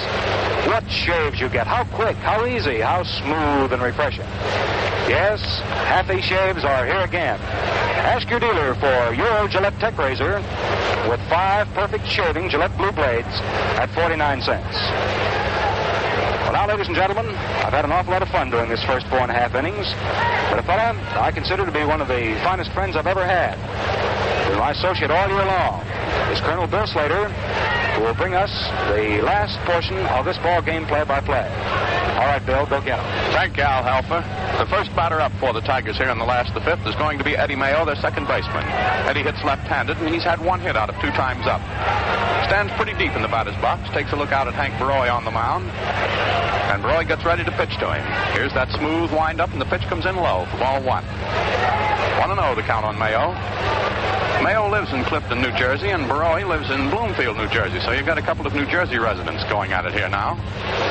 Mayo takes again. Again, it's low. Ball 2. 2-0 on Mayo. Baroy, who's pale-faced, doesn't look too athletic, delivers, and it was good. Mayo was doing some fancy doodling, running up in the batter's box there, trying to up-dump Mr. Baroy's aplomb, but it didn't succeed. That's a strike. 2 balls, 1 strike. Here's the pitch. Mayo swings on it, hits it through the hole between third and short, and rolls out into left field for the popular second baseman. And as the ball is left out there, he starts for second, but goes back to first when Peanuts Lowry picks it up and whips it back in. So it's a single for Eddie Mayo. And off Hank Baroy, that is hit number 4. And now the Detroit fans, with their team trailing 7 for Chicago to nothing for Detroit, steam things up a little bit as another New Jersey gentleman steps in there. That's Doc Kramer, the center fielder who hits left-handed. There's the throw over to first. Mayo has to slide to get back, but he does. Kramer hit into a double play in the first inning, and he walked back in the third inning. There's the pitch to him. It's in close, and he pulls that left shin of his out of the way, but quickly. That's a ball. 1-0, the count on Kramer. And now a round of rhythmic clapping starts through the high stands of Briggs Stadium, as these Detroit Tiger fans, somewhat subdued, want their crowd to get going. Here's the pitch. It's inside. Ball 2 to Doc Kramer. Kramer, a grand old veteran, has hit more than 2,500 hits in his time. This is his 17th year in Major League Baseball. Here comes the pitch. Kramer swings on it. There's a pop-up coming foul off to the left of the plate. Thompson Livingston is under it, and he's got it for the out. Mayo hangs on at first. That's one away for Detroit in the last of the 5th, and here comes Captain Hank Greenberg. One of the great figures of this great American sport. He came back not long ago, as you all know, from the Army Air Forces, after spending over 4 years in the service. He served in Europe, the Mediterranean Theater, out in the CBI Theater, China, Burma, India, as a captain in the Air Forces, and he served with complete distinction all the way along. Big right-handed hitter. He comes from the Bronx. Here's the pitch to him inside, and Hank backs up away from it. Greenberg has gotten on both times he's been up. He was walked in the first inning and hit by the pitch in the third. That's not the Greenberg fashion. He likes to slug them out. Roy works. Greenberg takes it. Was good. Curveball. Caught the outside corner. 1 ball, 1 strike now on Hank Greenberg. Greenberg is big. He stands 6'4", and he weighs 215. He's a big man. Big right-handed batter. Roy pitches to him. Greenberg swings on it, slaps it out to center field. He's falling in for a hit. Pafko fields it on the first bounce. Whips the throw towards third. Here's Mayo heading for third, and Mayo is out, going in head first. That Pafko's got an arm. Greenberg is at first with a single to center, but Mayo, trying to go all the way from first to third on the blow, is thrown out by Andy Pafko.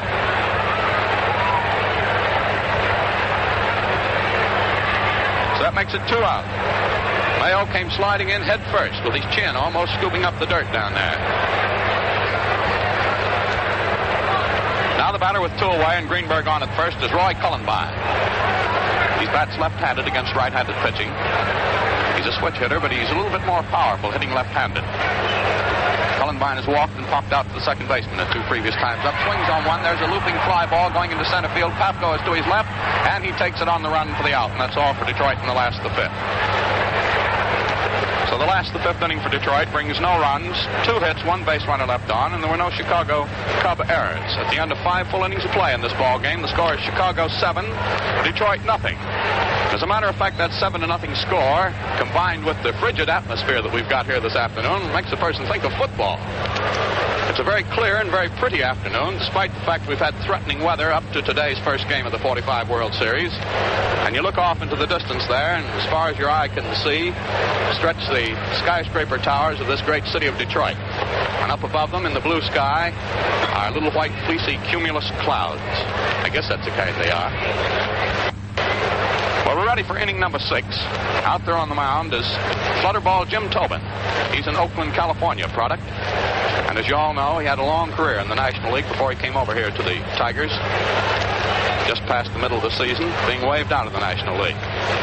And as Bill Corum told you earlier in this Cavalcade of Sports broadcast, Tobin is the kind of slow ball, clever, crafty, flutterball pitcher that has always tied up these Cubs. The Cubs can hit speed.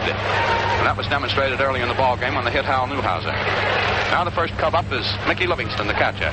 He's had 2 singles to center field, and twice he's been thrown out trying to steal second. He hits right-handed. Swings on that one. There's a fly ball going into left center field. Over to his right now is Doc Kramer, and he got it for the out. So that's all for Mr. Livingston. 1 away, and here comes Roy Hughes, the shortstop. Hughes is another right-handed batter. He struck out his first time up in inning number 2, and he flied out to center field in the 4th inning. They call him Whispering Roy. He talks so confidentially. Pitch to Whispering Roy is good for a called strike. Old Jim Tobin at 33 is a crafty customer. There's another pitch that's just inside. Tobin uses the very minimum of energy on every pitch. He takes it easy all the way. Livingston takes. That's ball 2. It's a curveball low and outside to the right-handed batter. It's Hughes, rather, who takes. I beg your pardon. 2 balls, 1 strike on Mr. Hughes.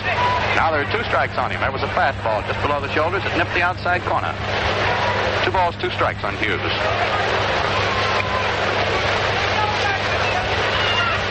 Tobin gets ready, delivers sidearm, just outside. That's a full count. 3 balls, 2 strikes. And the string, she runs out. 3-2 count. 1 out, nobody on, top of the 6th. Chicago in front, 7-0. Hughes leans away from that one, and that will be ball 4, and off he goes to first. Chicago bat boy down there, little Jimmy Chalikis, Chalikis, 17-year-old kid who's very proud of being the Chicago bat boy. He takes the bat away from Hughes. Hughes trots off to first, and there's a round of applause to the crowd here, even from some of the Detroit rooters, for Hank Baroy, the Fordham University graduate who has been pitching such splendid ball here this afternoon. Boy, Baroy has been very sharp and very keen. He's not the only sharp and keen thing I can think of. Baroy bats right-handed. There's a throw over to first. Hughes has to hurry to get himself back. Tobin gets ready to pitch to Baroy now. Sidearms it in there. Hank attempts to bunt it, and it goes foul. There's a complete play made on it, however, as Paul Richards, the Tiger catcher, went down that first base line, grabbed it, but Bill Summers practically exploded as he yelled foul. Bill Summers is a plate umpire, and he's a very decisive fellow. He shouts and hoops and hollers and makes faces. That makes the strike on Baroy. Hughes is still at first. Tobin delivers. Baroy attempts to bunt this time. It's successful. It's down to third. Outlaw has the ball. Throws over to first where Eddie Mayo is covering. And the sacrifice works, moving Hughes to second. Baroy is out 5-4.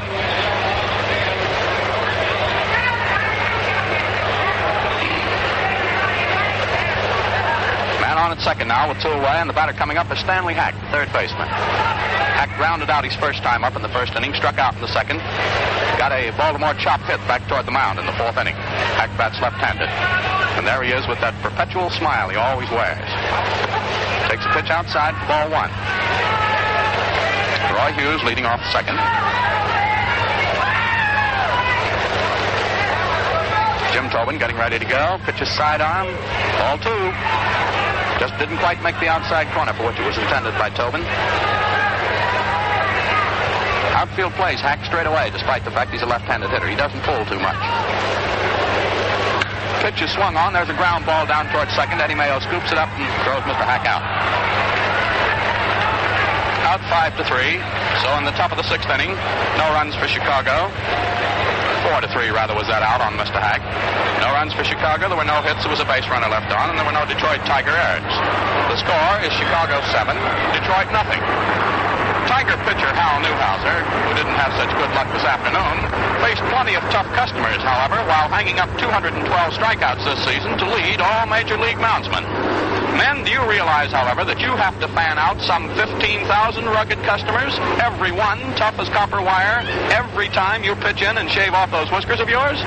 Well, that's the fact, for a dry whisker actually is as tough as copper wire, and you have a grandstand full of them on your face every morning. So get hep to Gillette Lather Shaving Cream and put the hex on wiry stubble. It's water, you know. Water, and plenty of it, that does the trick.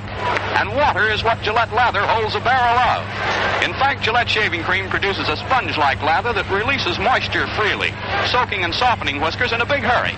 So for real shaving luxury, get Gillette Lather Shaving Cream, just a quarter. More dealers are getting more Gillette Shaving Cream day by day.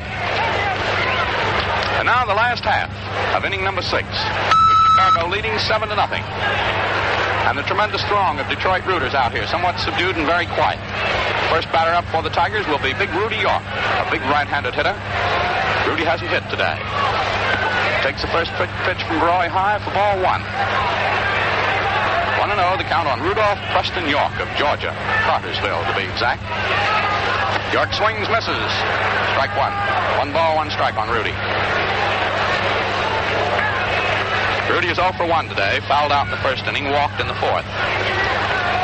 Roy in that smooth wind-up delivers. York swings on it, slaps it out toward left field. There goes Lowry for it. He can't come up with it. It rolls out almost to the runway there, but Lowry, fielding it very rapidly, holds York to first with a single. That was a long, pole single to left center field. So the Tigers lead off with a hit here in the last of the 6th inning, and hope springs eternal in the rest of the Tiger fans here. 7-0, Chicago leads. I wouldn't go away if I were listening, because as a matter of fact, everybody knows these Tigers are an explosive outfit, and anything can happen. Little Jimmy Outlaw, the third baseman, is the batter now. He hits right-handed. He's 1 for 2. Nobody out, York at first. Pitched Outlaw, a little too high, ball 1.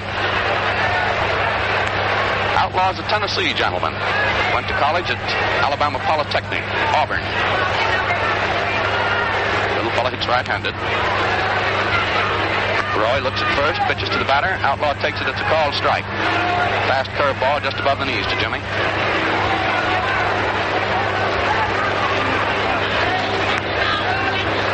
Outfield plays Outlaw straight away. Not too deep. Pitch to him was fouled off into the stands behind the catcher. Strike 2. 1-2 the count. And there is the usual good-natured scramble in the stands for that ball. That one was won by a gentleman who promptly handed it over to the lady who was accompanying him. Everybody approves. 1-2 is the count on Outlaw. York with a single is on at first. Nobody out. Here's the pitch. Jimmy swings on it. There's a ground ball to Hack down at third. The play is at second. That gets York to play on to first. He's not in time. As you were at second, the second baseman stepped off the bag, and York is held on. So it's a fielder's choice for Outlaw. He's on, and York is at second. Second baseman, Johnson, handling that ball, thrown to him by Stanley Hack. Pulled his foot off. And Rudy York, sliding in, was adjudged safe. As the umpire down there, Art Passarella, at second, watched it, and when he saw that foot come off, changed the sign. Now there are runners at first and second. Here's Paul Richards up. First pitch to Richards, the right-handed hitter, is outside. Ball 1.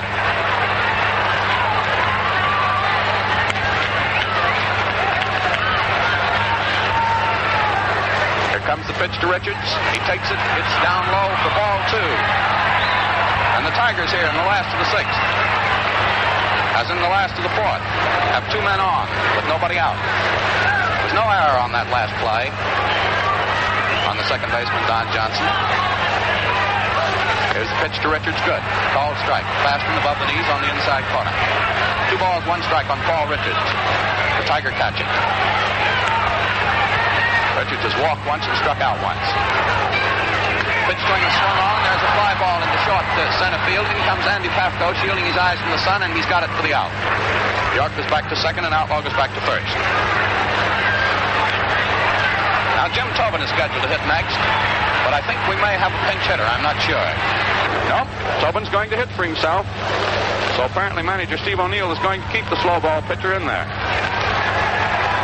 Jim, incidentally, is a pretty fair hitter as far as that goes. Don't think he's not. Now there's a bit of a conference halfway between the mound and third base between Thompson Livingston, Hank Roy, Stan Hack, and the shortstop, Roy Hughes. That's broken up now.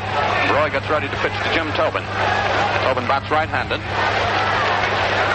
1 out, runners first and second. Roy pitches, and there's a blooper going back to second base. It's taken back there for the second baseman, Don Johnson, and York gets back to second, and Outlaw back to first in time. That makes it 2 out for Detroit here in the last of the 6th. It brings up their leadoff hitter, Skeeter Webb. Skeeter's a right-handed batter. He has 1 for 3 in this ball game. He's starting the 4th batting around for the Detroit Tigers. Webb is the son-in-law of the manager, Steve O'Neill. He's a Mississippi chap. Call him Skeeter because he's little and Skeeter-like. Pitch to him is outside for ball 1. Matter of fact, Webb stands only 5'9". He weighs only 150 pounds. 1-0 the count. Roy works. Webb takes. It's a strike. 1 ball, 1 strike to count.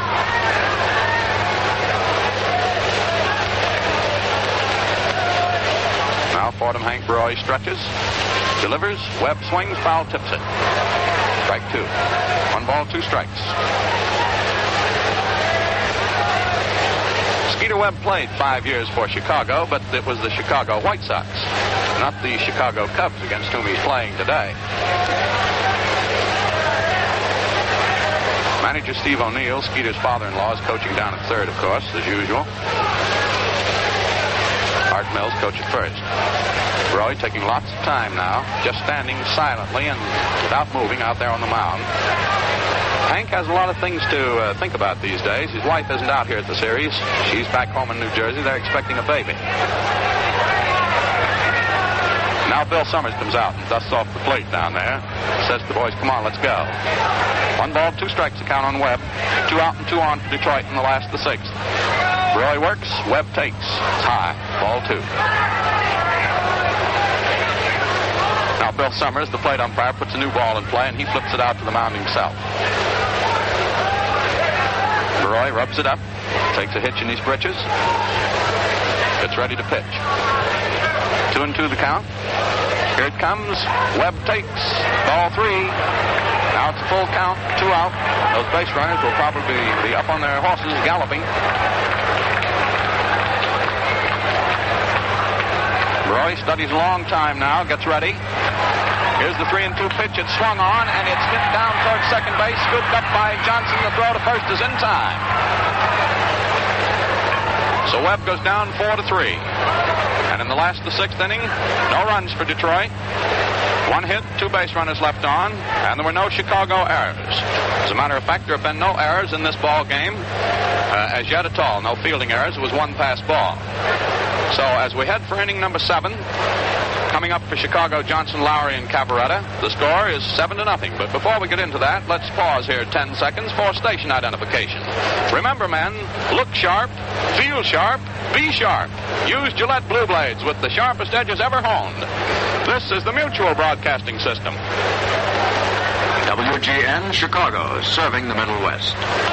Don Johnson is going to lead off for the Cubs in the top of the 7th. Don has been pretty poisonous this afternoon. He got a single in the 1st inning, a double in the 3rd. He scored 2 runs. He was out on a ground ball down to third baseman Outlaw his last time up in the 4th inning. Johnson bats right-handed. Pitch to him is inside. Ball 1. We said earlier that this Don Johnson came from Los Angeles. I think, to be technically accurate, he lives in Laguna Beach in California. There's a strike on him. Tobin got the outside corner with one of those curves of his. 1 ball, 1 strike. Johnson takes it. It's just inside. Paul Richards, the catcher for Detroit, sort of showed by the motions of his body he didn't approve of that decision. 2 balls, 1 strike on Don Johnson. Now it's 2 balls and 2 strikes because Johnson looked at one that curved over the outside corner. Johnson's father was a major league ball player, Ernie Johnson. He played with the White Sox and the Yankees. So this fellow knows baseball from way back. Swings on one. There's a fly ball going into left field. In quickly comes Greenberg. Back goes the shortstop, Webb, and Webb is under it for the out. So Johnson flies out to Skeeter Webb, the shortstop, about 15 yards back in short left field. That's 1 away for Chicago in the top of the 7th inning. Here comes Peanuts Lowry. Lowry hasn't hit in 2 official times up. He sacrificed back in the 3rd inning. Takes the first pitch from Tobin high for ball 1. Lowry is dark complexioned. He bats right-handed. He looks like Fred McMurray, as a matter of fact. 1-0 the count on Peanuts. Tobin delivers. Now it's 2-0. Ball 2 that was outside. Lowry, when he was in the Army, served as an MP. He was a military policeman. Lowry swings on one. There's a fly ball going out to center field. Doc Kramer turns around, goes way back, and running away out there, he takes it for the out. 2 away for Chicago, top of the 7th. Now here comes Phil Cavarretta, the star first baseman of the Cubs. Phil bats left-handed, and he's gone 2 for 3 today and scored 2 runs. Drove in a run. Charlie Grimm calls him Philly Buck. Charlie has a nickname for everybody. Here's the pitch. It's outside. Ball one on Cavarretta. Cavarretta stands very deep in the batter's box. As a matter of fact, that left foot of his is almost out of the box, back toward the catcher. Tobin pitches. It's swung on by Cavarretta. There's a towering fly ball deep into right field. Back goes Cullenbine, back against the wall, and he cannot get it. It is a home run for Mr. Cavarretta. And Cavarretta's a Chicago man, and he's trotting around those bases. That's the first home run of the series, of course. Not too much of a roar from the Detroit crowd. But that is run number 8, and Cavarretta slugged that ball far back over the head of Roy Cullenbine. It landed against the boards out there, separating the first and the second tier, and of course that's a home run. It was a beauty, too, as a matter of fact. Now the score is 8-0. The next batter up is Pafko. Pafko hits one to the left of the shortstop, right out into center field. And he is on, and for Pafko, that is his third hit out of 3 official times up in this ball game. So the kid from Boyceville, Wisconsin, is very hot today. He hit the very first pitch that Tobin flipped in there on him. Now here is Bad Bill Nicholson batting left-handed, the slugger type. Here's the pitch to him. Pafko is breaking for second. There's the throw down. Pafko slides in head first, and he is safe. The throw went down to Skeeter Webb. It's a stolen base for Mr. Pafko. That, I believe, is the second stolen base by the Cubs in this ball game. They lead 8-0. Big Bill takes one inside. It bounces away into the dirt away from Richards. Here's Pafko coming down to third, takes a turn, and Charlie Grimm holds him up. We'll get the scoring on that in just a minute. I think it'll be a wild pitch. It's a pass ball. Pass ball charged to Paul Richards, and that's 2 against Paul today. That's not like Mr. Richards, because I think he only had 3 pass balls the whole season. But 2 here in the World Series. Now the count on Nicholson, the batter. Hitting left-handed is 2-0. Nicholson swings on that one. It's a clean head out into right field. Cullenbine is fielding it. Of course, Pafko trots in easily from third with run number 9. Now the batter is going to be Mickey Livingston. Now after Tobin came in and got off giving only 1 hit in innings number 5 and number 6, the Cubs have teed off on him with a home run and 2 singles with 2 out. Scored 2 runs to make it 9-0. And the batter up there is Mickey Livingston. He swings on the first one. There's a grounding ball. It's taken on the first hop by Webb, and he throws Livingston out. So the Cubs are finally out of there in the top of the 7th inning. 2 runs for them on 3 hits. There was 1 base runner left on, and there were no fielding errors. So the score, as we head for the last of the 7th, is Chicago 9, Detroit nothing. Record-smashing Mel Ott, the player-manager of the New York Giants, the only major leaguer ever to play 20 years with the same team, has just stepped into our broadcasting booth. Mel, tell the fans what you always do right after a game, please. That's easy, Bill. It's a shower and a Gillette shave for me. Did you say a Gillette shave? Yes, I said a Gillette shave, with a Gillette Blue Blade and my Gillette razor.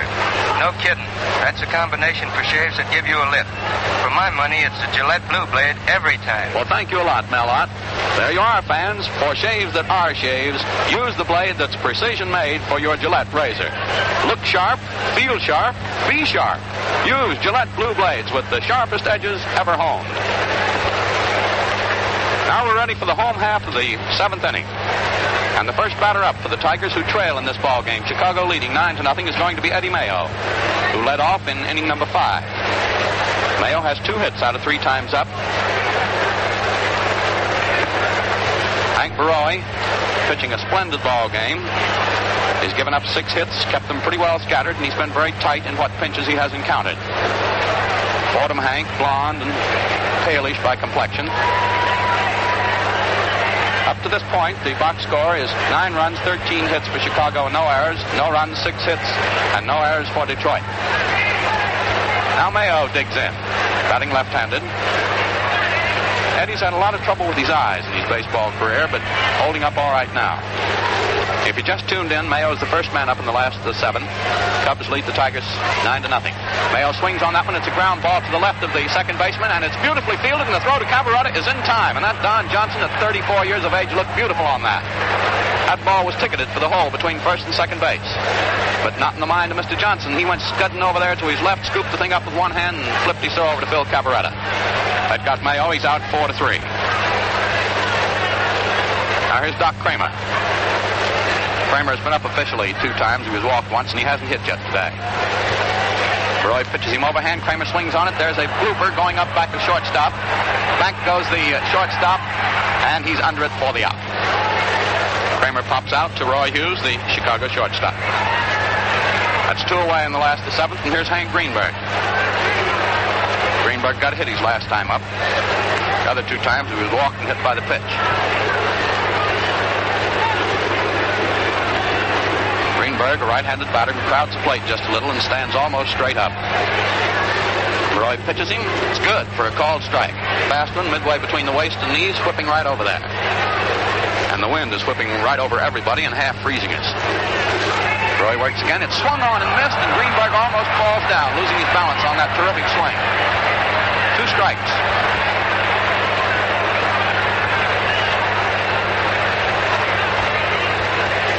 Hank Roy, up to this point, has just been too sharp for them. Here's the pitch to Greenberg, very close to his left shoulder. He twists out of the way. Ball 1. 2 out, nobody on. Last half of the 7th inning.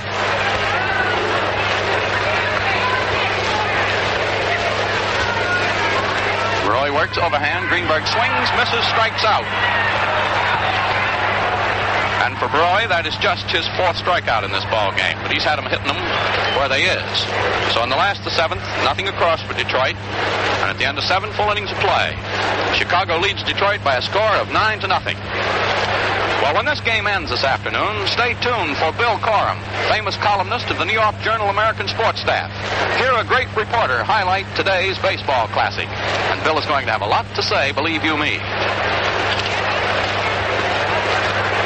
If the Cubs win this ball game, this will be the first time since 1936 when Carl Hubble beat the Yankees with Red Ruffing pitching 6-1 that the National League has taken the first ball game in the World Series.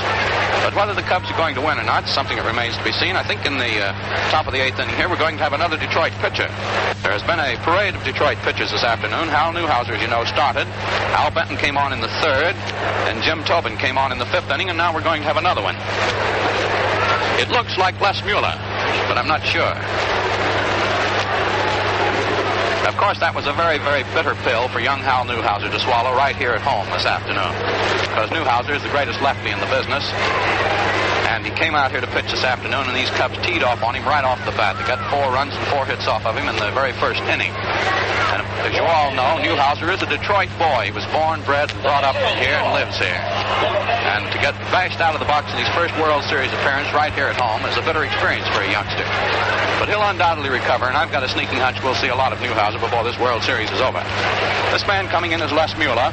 Mueller is a discharged GI who this season has won 6 and lost 8. Leslie Mueller. He was discharged on account of migraine headaches. He's out there taking his warm-up pitches now, and I'm trying to see whether he wears his glasses or not. Yep, he's got his specs on today. Mueller's a big right-hander. Stands 6'3", weighs around 190 pounds. Comes from Belleville, Illinois. He's 26 years older. And as we told you, he's a discharged Army man. So everybody is sort of quiet here while Les Mueller, the 4th Tiger pitcher in this ball game, completes his warm-up pitches, and the Cubs get ready to come up here in the top of the 8th inning. Everybody I said is quiet. That does not apply to my teeth, which are doing a pretty good job of chattering. Mueller is the fellow, you know, who won all that fame back in that long 1-1 thriller in Philadelphia on the 21st of July of this season. He pitched 19 2/3 innings of the 24 innings that were played in that record game. So that's the boy who's going out there now with his specs on, former soldier, and the first man he's going to pitch to is Whispering Roy Hughes. Hughes, a right-handed batter, hasn't hit today. Mueller delivers a fast called strike to Mr. Hughes. Hughes hits right-handed. He wears a big number 23 on his back. Sidearm pitch is inside. Ball 1. 1 ball, 1 strike on Roy Hughes. Hughes will be followed by Baroy and then by Stanley Hack.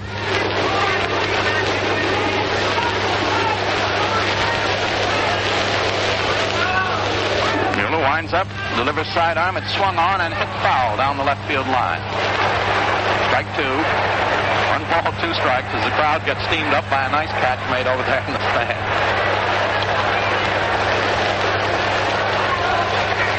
Coaching down at first for the Cubs is Roy Johnson, old Hard Rock, and of course Jolly Tully himself is coaching at third. That's Grimm.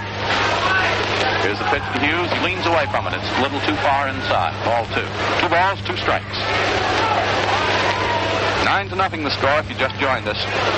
Chicago in front. Mueller works sidearm. It's swung on and missed by Hughes. Mueller strikes out the first man he pitches to. One away for Chicago in the top of the 8th. Here comes Barroy. Barroy is certainly adding to his luster here today. In his major league career, he's won 56 games and lost 30, and as most of you know, the big end of his career was spent with the New York Yankees. He came on to Chicago on that sensational deal this year when Barroy came in and returned for $70,000 and some Cub players yet to be delivered to the Yankees. Steps up there, batting right-handed as Barroy. Swings on that one, fouls it off. Strike one. Hank is a quiet, very likable fella. As we told you, he's rather pale in complexion. He doesn't look too athletic, but he is. Second baseman is playing back on the grass, back of second. Barroy swings on that one, slaps it out towards center field. There's Doc Kramer under it now, and he takes it for the out. That's out number 2 in the top of the 8th inning. 2 away, nobody on. Here comes Stanley Hack. Hack comes up and he chats a little bit with Paul Richards. He's an inveterate visitor. As we've told you, everybody calls him Smiling Stan. He's always smiling, always chatting with somebody. That's left-handed. Mueller working. Hack swings on it, slaps it out toward left field. There goes Kramer for it, and Kramer running swiftly to his right takes it right in front of Greenberg. So that's all for Chicago in the top of the 8th inning. Nothing across for them. And the score as we go into the last half of the 8th inning is Chicago 9, Detroit nothing. Back during that 7th inning stretch, it was record-breaking Mel Ott, the manager of the New York Giants, who said that for his money, it's today's Gillette Blue Blade every time. Yes, sir. And let me add that in the Army, in the Navy, on land, on the sea, and in the air, it's today's Gillette Blue Blade by the greatest odds in shaving history. Naturally so. For the Gillette Blue Blade and the Gillette Razor are made for each other in the same factory by the same skilled craftsmen to the same high precision standards. Yes, today's Gillette Blue Blade and your Gillette Razor are the perfectly matched shaving combination. They fit exactly, work together beautifully, and turn in the sweetest performance known in shaving.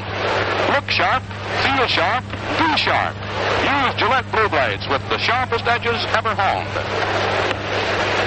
Now the last half of the 8th inning here at Briggs Stadium in Detroit. And the embattled Detroit Tigers, who trail, Chicago leading them 9-0, are going to be moving in there to see if anything at all can be salvaged from this ball game. First batter will be Big Roy Cullenbine. Cullenbine today has walked once, and then the other 2 times he's lifted the ball up in the air, and the Chicago men have run under and caught it. So he hasn't hit. That's from a very wide stance. He has his feet wide spread apart, and he's a husky guy. Pitch to him is a called strike. Curveball that nipped the inside corner waist high. Cullenbine is from Tennessee. Swings on that one. There's a fly ball going into deep center field. Back goes Pafko. Back on the run. He takes it for the out. And Pafko's a handy little fellow to have around out there. One away for Detroit in the last of the 8th. Now here's Rudy York. Rudy fouled out, walked, and got a hit. 3 previous times he's appeared at the plate. Old Kickapoo with that broad back of his steps up there, hitting right-handed, sticks his jaw out at Barroy. Barroy pitches him. It's high, ball 1. York is the slugger type. Big man that hits a long ball. Takes it, ball 2. That was a 3/4 speed curveball that was outside to the right-handed batter. Roy winds up, delivers. It's swung on. There's a high foul going into the stands opposite first base. In fact, it lands on the roof and bounces out of the park. 2 balls, 1 strike. The count on Rudy York.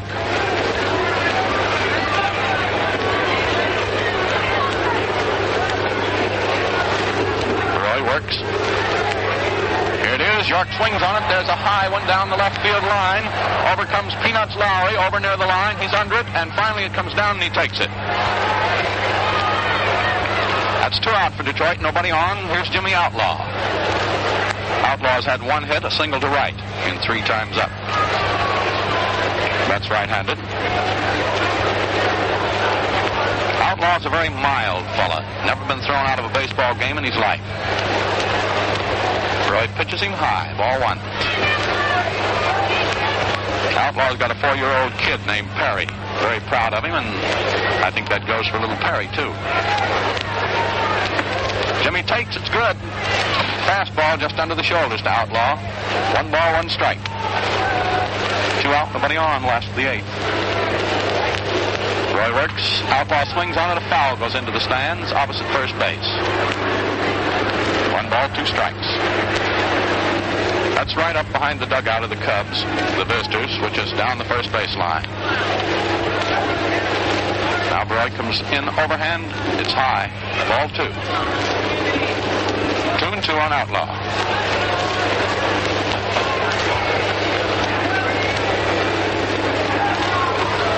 Roy and a big windup. Pitches. Outlaw swings on it. There's a foul coming up over toward the stands. Over comes Hack, and he's near the boxes, and he takes it, leaning up against the boxes there. So Hack grabbed it, and that's all for Detroit in the last of the 8th. Outlaw fouling out to his opposing third baseman. Nothing across for Detroit. At the end of 8 full innings of play, the score is Chicago 9, Detroit nothing. And here's the box score. Chicago 9 runs, 13 hits, no errors. Detroit, no runs, 6 hits, likewise no errors. You know, you can't afford to miss Bill Corum's highlights of today's game, so stay tuned in when the game is over and hear a great reporter do his stuff right off the cuff, just as soon as that last man is out. And now, before we get into this big 9th inning, let's pause 10 seconds here for station identification. Remember, men, look sharp, feel sharp, be sharp. Use Gillette Blue Blades with the sharpest edges ever honed. This is the Mutual Broadcasting System. WGN Chicago, serving the Middle West. Well, in this ball game, as Al just points out to me, a very interesting little statistic is that in the first 8 innings, Chicago has only had 4 men left on bases. Detroit, on the other hand, has had 10 men left on bases. So the Tigers have been able to get them on somewhat, but they haven't been able to bring them in. Chicago, on the other hand, has wasted very few scoring opportunities this afternoon. They have hit when it counted, and very timely hitting it has been. Now for Chicago, Don Johnson's the first batter up in the top of the 9th. Mueller delivers sidearm to him, and it's high for ball 1. Mueller set the Cubs down in order in the top of the 8th. Let's see what he can do now. Works sidearm again. It's inside. Ball 2. 2-0 on Don Johnson.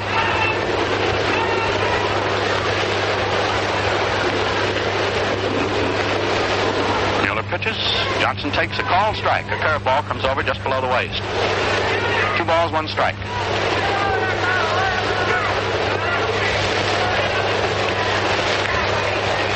Here it is. Inside, ball 3. Very close to the inside corner. This guy Johnson has played with Milwaukee, Sacramento, Tulsa, Hollywood, Seattle. But he's a Cub now. Got hurt down in Cincinnati, but he's all right. Swings on this one. There's a foul coming up. Back comes the catcher, Paul Richards. He's under it, and he's got it for the out. That's all for Johnson. 1 away for Chicago in the top of the 9th. Here's Peanuts Lowry stepping up. And Peanuts, although he's not very big, is not called Peanuts because he's so little necessarily. His uncle is said to have taken a look at him the day after he was born and called him a little peanut, and he's been Peanuts ever since. First pitch to him is pretty close, and he has to get himself out of the way of it, but quickly.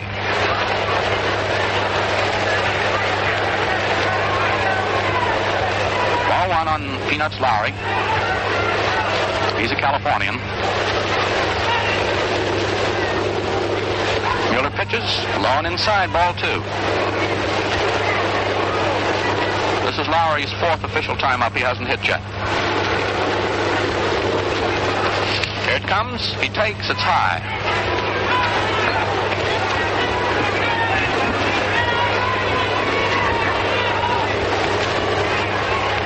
Three and 0 the count on Lowry. Lowry. There's the automatic number. Fast one in there. Good. Taken. Strike 1. Les Mueller works. It's swung on, hit hard, down to the third baseman Outlaw, who collars it and throws it to York across the diamond in plenty of time. Lowry is out of there, 5-3. Now here comes Phil Cavarretta. Phil is the batting star of the day. Up to this point, he has 2 singles and a home run in 4 times up. He's the batting star of the National League this year, of course. Hits left-handed, crouches over, takes high, ball 1. Mueller will be pitching with infinite care to this man, Cavarretta. Takes high, ball 1. Mueller will be pitching with infinite care to this man, Cavarretta.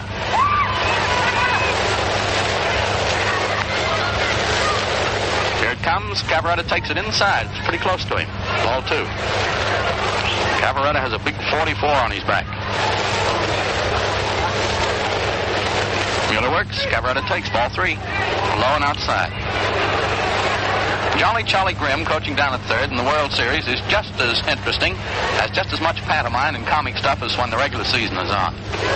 There's a strike on Cavarretta. The 3-0 pitch was in there. Makes the count 3 balls, 1 strike. 2 out, nobody on, top of the 9th. Mueller works. Cavarretta takes it. It's just inside.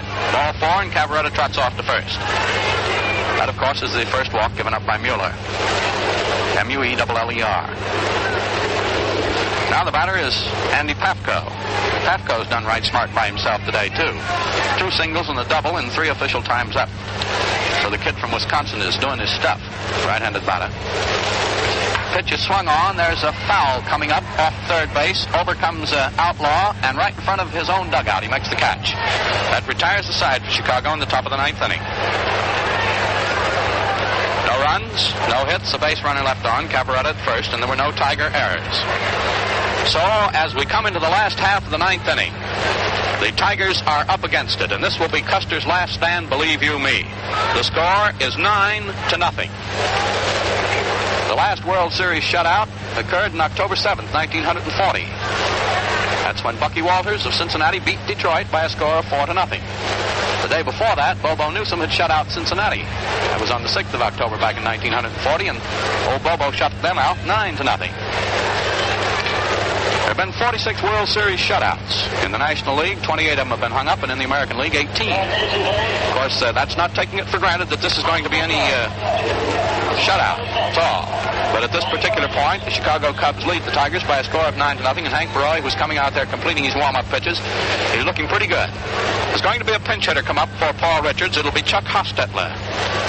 Hostetler's a 40-year-older. He broke in the majors last year as a rookie, one of the few 39-year-old rookies in the history of Major League Baseball. Hostetler bats left-handed. Takes a pretty wide stance, and Baroy gets ready to go to him. Here's the pitch. Hostetler swings on it. There's a ground ball down to the shortstop. Hughes, the throw over to Cavarretta's in plenty of time. Hostetler is out by 3 strides, 6-3. Here comes Ed Borum up. B-O-R-O-M. Borum hit .273 for the season. He's another left-handed hitter, of course. He was born in Spartansburg, South Carolina, and like Hostetler, he lives now in Wichita, Kansas. Borum bats left-handed. Sticks that right foot in front of his left one considerably. Roy gets ready. Here it comes. It's inside. Ball 1. Fordham Hank Baroy, in his long career as a pitcher, has probably never done a more masterful job than he has pulled off here this afternoon, up to this point. Borum takes, ball 2. Fastball inside. Baroy was a little disgusted about that. He beat his fist into his glove. 1 out, nobody on, last of the 9th. Here it is. Swings on that one, hits it back past the mound. It's fielded very neatly there by Roy Hughes. The throw to first is in time, and that was a swell play by Mr. Hughes. That Hughes, at 34, can move around out there.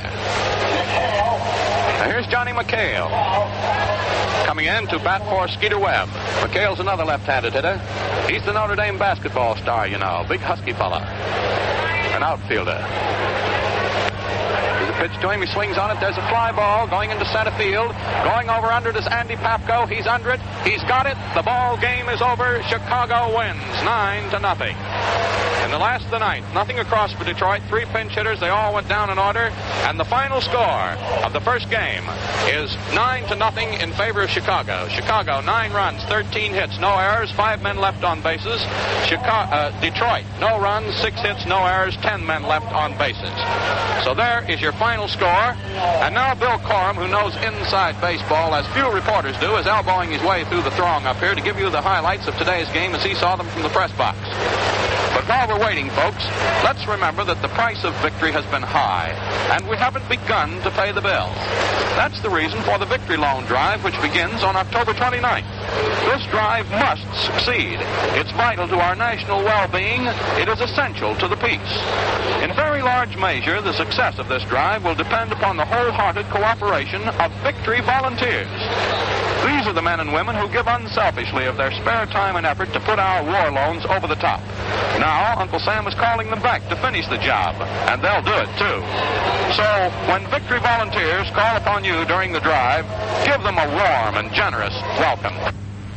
And now, all set to go with his game highlights, here is Bill Corum again. Bill, what'd you think of it? Well, I thought the Tigers might as well have declared that one forfeit, Bill. Of course, that's the score of forfeited ball games, and that goes back to the beginnings of organized baseball. They decided that the first shutout ever pitched in organized baseball would be the forfeit score, and that was how the Cubs beat the Tigers here today in a game, of course, that wasn't forfeited, but wound up with that 9-0 score. And in case you just tuned in, I'll repeat once more the totals. They're official now. 9 runs, 13 hits, no errors, 5 men left for the Cubs, no runs, 6 hits, no left, and no errors for the Tigers. Now, the story of this game was a sad, sad tale as far as Detroit and the American League were concerned of Prince Hal Newhouser's failure. The storming little Bears from the Windy City really clawed Prince Hal in scandalous fashion, and when the slim southpaw and Steve O'Neill's ace, of course, walked dejectedly out of the box after Mickey Livingston singled in the third, the galloping Gremlins had 7 big runs and 8 hits. It was a consensus of the press coop denizens that Roy Cullenbine, even conceding that the strong wind carrying the ball made outfield play difficult, might well have caught what went for Big Swish Nicholson's 2-run scoring triple in the first. That was a tough break for the willowy Newhouser, but even so, Hal just didn't have it on this chilly day. He couldn't zip the zipper on the Cubs' bat bag, in other words. And not having it, Newhouser has put Big Steve O'Neill and the Tigers in a tough spot, at least temporarily. Manuka Steve will come in tomorrow with fireball-fired trucks, the Birmingham, Alabama smokestack, who really pours that little white persimmon. Whitey Lewis, the Cleveland sports scribe, was telling me that he bumped into Bill Dickey, famed catcher of the old-time Yankee champions, in the Pacific last winter, and Bill had been catching trucks out there, trucks pitching for his Navy team, and Dickey said that Virgil was one of the fastest and best pitchers he'd ever handled in his long career, which is no faint praise coming from a Bill Dickey. Still, as I pointed out in the pregame broadcast, the Chicago batters dote on fastball pitching, and there is also some question whether Trucks, who came out of the Navy only last week, is quite ready to roll a full 9 innings. Still, tomorrow will be time enough to see about that. Of course, Banjo Charlie Grimm is going to have a pitcher for tomorrow, too. But a word to the wise about that will be enough. For it'll be Hank Wise. Having won with one Hank, Baroy, Grimm apparently figures that Hanks are just what the doctor ordered. In other words, if I may borrow just a little from Kipling, Charlie seems to plan on beating the Bengals with a rag, a bone, and a Hank. But we mustn't forget that the Cats have a Hank of their own, Greenberg, not to mention a championship ball team, and they may very well have something to say about that in the second game tomorrow afternoon. In this menagerie of Tigers and Cubs, it was the old Fordham Ram, Baroy, who held the whip hand in this first game of the 43rd World Series. Hank's a smart pitcher with a variety of stuff, and he had it all today, including the noodle. The cab driver that I came out here with insisted on calling Baroy Baroy, and I told him no, that the name properly pronounced was Baroy. He says, I want to keep on calling it Baroy. Didn't Gallagher borrow him from McPhail? Which he did. And by the way, that fellow Zeb Eaton, who hit for the Tigers as a pinch hitter this afternoon, was one of the fellows that helped send Baroy to the Cubs when he hit a grand slam home run against him in the Yankee Stadium during the regular season. McPhail saw that, and it soured him a little bit on Hank. Well, Rudy York's single, another highlight of the game, that started the Tigers off to what looked to be one of their best threats in the sixth inning, must have been one of the longest singles ever hit in baseball. It went 360 feet to the left field barrier, and I don't believe even Snaz Lombardi ever hit a ball farther than that and still wound up at first base. But Peanuts, Lowry turned in a piece of fast fielding on the ball, and that held Big Rudy there. But Baroy took charge again of Richards, Tobin, and Webb to keep the Tigers tied down and helpless. Now the Tigers used 4 pitchers, the last of them being Les Mueller, who did very well indeed, a fellow who wears glasses, but those Tiger pitchers didn't need any glasses to see the Cub batters today. The best ball player on the field for my money was Andy Pafko of California. He played beautiful ball in center field, and he got 3 hits, as did Captain Phil Cavarretta of the Cubs, one of Phil's being a home run, of course. But this Pafko is a grand little ball player, and you're going to be seeing him around the big leagues for a long time. Next to Baroy, I thought he was the star today, even allowing for the fact that Cavarretta got a home run and played great ball at first base. One of his plays, beginning the third inning, being as beautiful a piece of fielding as I've seen in a long time. After all, it wasn't a great ball game, and we're not going to try to tell you it was. From the Tigers' standpoint, it lackluster. The Cubs look great. They've got speed. You're going to have to watch out for that in this series. There are about 5 fellows on that Tiger team that are mighty slow getting around, including York and Mayo because of his injuries, and for one reason or another, the Cubs are going to outspeed these fellows if they don't look out, and that and pitching might be the tell on the series.